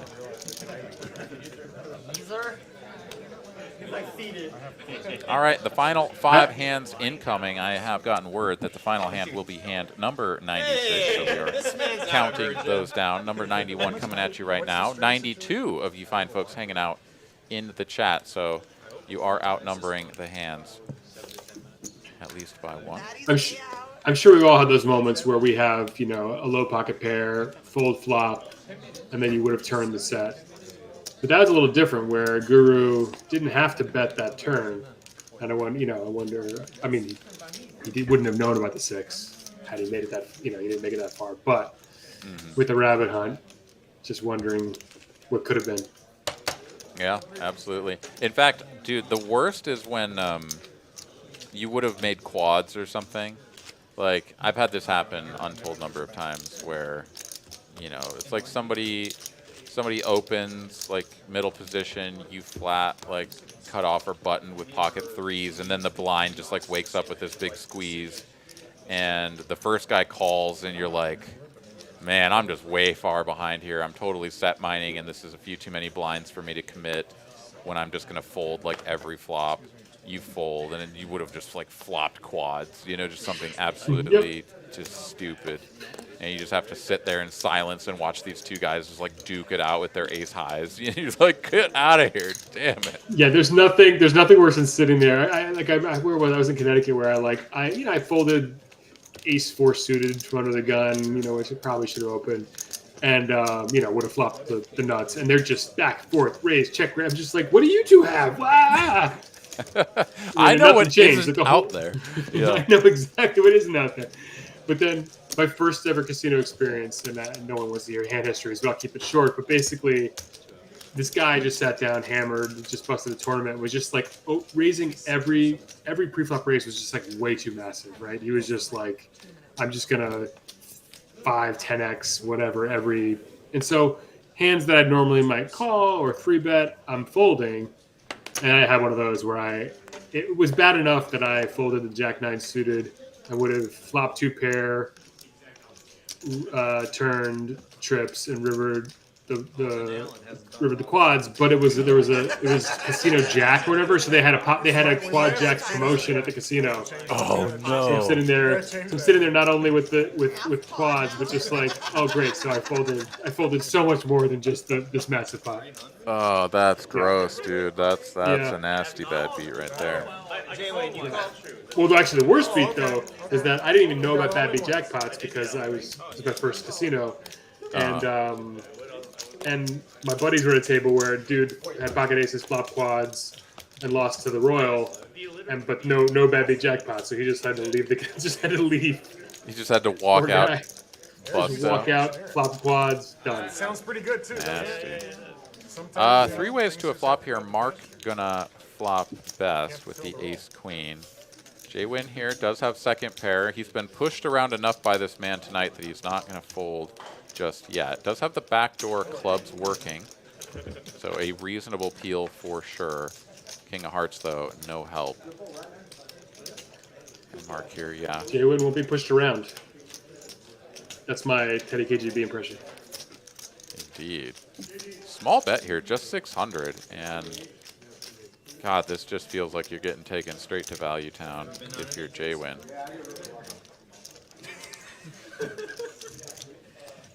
had been seeing the same guy from like May, but This is the sort of turn card where your opponent usually will size up, and you know it just like make it easy on you because you just fold the 9 with no problems, and instead they bet 1/3. You're like, dude, like stop. What do you have? I have to call, but nah. I mean, I like the bet to sort of try to entice bet, but J-Win probably had a pretty good idea where he was at. Yeah, he needed a club or 10, something like that. Didn't get it. All right, here we go. 25, 50, and 100 are on. Hand number 94. I hurt that guy's feelings. I feel bad. You're like, all right, let's find the next one. Lottie in the chat, you said you had to fade the straight flush draw. Did you fade it? That's the question. It sounds like you did. 1 day, maybe 2 days of like little motions. Yeah, I think you did. Otherwise, there would have been a slightly different introduction of that one. First time I ever flopped quads, I got in the ass. Yeah, or it wouldn't end an exclamation point, but with like several ellipses. Yeah. There was so just to kind of go off of the story that you told, we had a quads promo here for a while, and every day it would change. So like on the first of the month it was quad aces, and then on the second it was quad deuces, etc. And it would sort of go up until it got into the 20s and nobody knew what the hell it was anymore. But on pocket deuces day, it did get like raised or something. I called, and then it was like a 3-bet and a 4-bet behind, and I folded. And it ended up being, it was like aces versus kings or aces versus ace king or something. I had pocket deuces, and I would have made the quads. I would have stacked both of these fools and gotten the payout, which was a pretty reasonable one. Like it was like a couple thousand. So it was a real bad beat. And then like 2 days later or 1 day later or something, Carolyn, who I do this show with, commentary quite frequently, she ended up hitting the quads jackpot and got paid out every dollar that I would have gotten plus some. So She was very pleased to tell me all about that one. No, everybody is super in love with their spouse. William, I like your response there. You still play, so you held. Yep, that checks out. That tracks. I flopped quads. I lost. I don't play poker anymore. Yeah, that seems like the right move, or at least the Mo move the that cat. Will You would must have watched the stream. Mo the cat. I guess whoever that is knows I did raise ace. Was ace 5 suited? Yeah. No, I'll take I like an ace 5 suited much more than an ace jack off suited. Nice. Wow. I think that's unless Mo the cat's referring to something I said earlier in the stream. I guess they watched that stream and remember that I had raised with ace 5 suited and bluffed a better hand off the turn. Nice. All right, we had some limping happening pre-flop. Everybody just putting in their 50s. Slicer checks his option and finds a whole lot of not much on this board. Ming with the top pair. Checks to be a little bit trappy. Checks again, continuing the trappy story. But nobody has anything. Like, they literally cannot improve to a better hand. And so I guess he'll have to do his own betting here on the end, and everyone will just fold. But instead, he's going to continue checking, and the 10 high from Slicer will take a shot at it. Why I not? think it would irritate me if you were my husband too, to be fair. Really? But like as your buddy, I think it's fun. I didn't say you weren't a catch. I said it might. Jay Wynn here with the 3s is going to hero him off, and Ming with the actual hand. He's got This is what you're talking about, right? I'm pretty sure you guys know that, so no, I'm bad. Oh my goodness! Calling Imagine one, folding not calling here. 2. I think he will. Limped Oh pot. my goodness! Oh no way! Oh my God! He folds at the 3s. He's kidding. I'm joking. Wait, did Jaywin just muck his hand? 3s. Oh, Slicer must have announced like 10 high or something, and Jaywin was just like, "Oh, well, I win," but didn't show his hand. Does turn it over and ship the pot, and Ming, of course, there with the ace. Let's go of the hand and I the mean, the pot. action ends on me. Dude. What a spot! So I either call or just fold. Oh, this is about. All right, here we are on the final hand of the evening. It's going to be a $25 PLO bomb pot. Do want to give a big shout out to Slow Poker. Thank you so much for joining me here tonight. It's been a lot of fun. Would love to do it again. Yeah, likewise. It's been great. And next time you're coming into Texas, you'll have to come on in, and we can do one of these shows in person. Hang out here in the broom closet together. You know, it'd be great. I would love it. I might even play. Try to get that BP up to 5. You know, we can dream. We can dream. All right, I'm not gonna push it. Yeah, it's probably best. Pull a hammy. All right, there we go. Cards sticking together, I guess. So Jesse is on top of it. And here we go, $50 PLO bomb pot. In fact, so $450 in the middle here. Caitlin first to act. Get some flops and some cards all scanned in, and then stare at these graphics really hard to figure out who has what. Zach with the naked ace of hearts. And Ming shoves 450 into the middle. He's going to have 110 behind, as it is a pot limit game, despite his intentions. Set up live stream. Oh, I see. Okay. Eric, For a second there, I saw Mark's hand. It was a 7-6 offsuit, but I thought it was the 7-6 of hearts. Oh, that would have It been was not. spicy. Eric does make the call. He's got one pair and two pair, and here we are. Just I guess we're just running it all the way out, whether he's all in or not. Flopped king high flush on bottom for Ming, and the trip aces on top for Eric. Chop it up. All right. Well, Jesse's going to very quickly just parse that out, hand out the money, and that is going to do it for us here on TCH Live Thursday edition of 5-10-25. For myself, Aaron McEvoy, for Slow Poker, for the staff here at TCH Austin, and for everybody else involved, we want to thank you for being a viewer, for tuning in, for hanging out with us. We hope you will come back. We look forward to it on Monday, 2-5 Match the Stack here on TCH Live. Thank you guys so much. Y'all have a great night. We'll see you next time. Adios. Good night.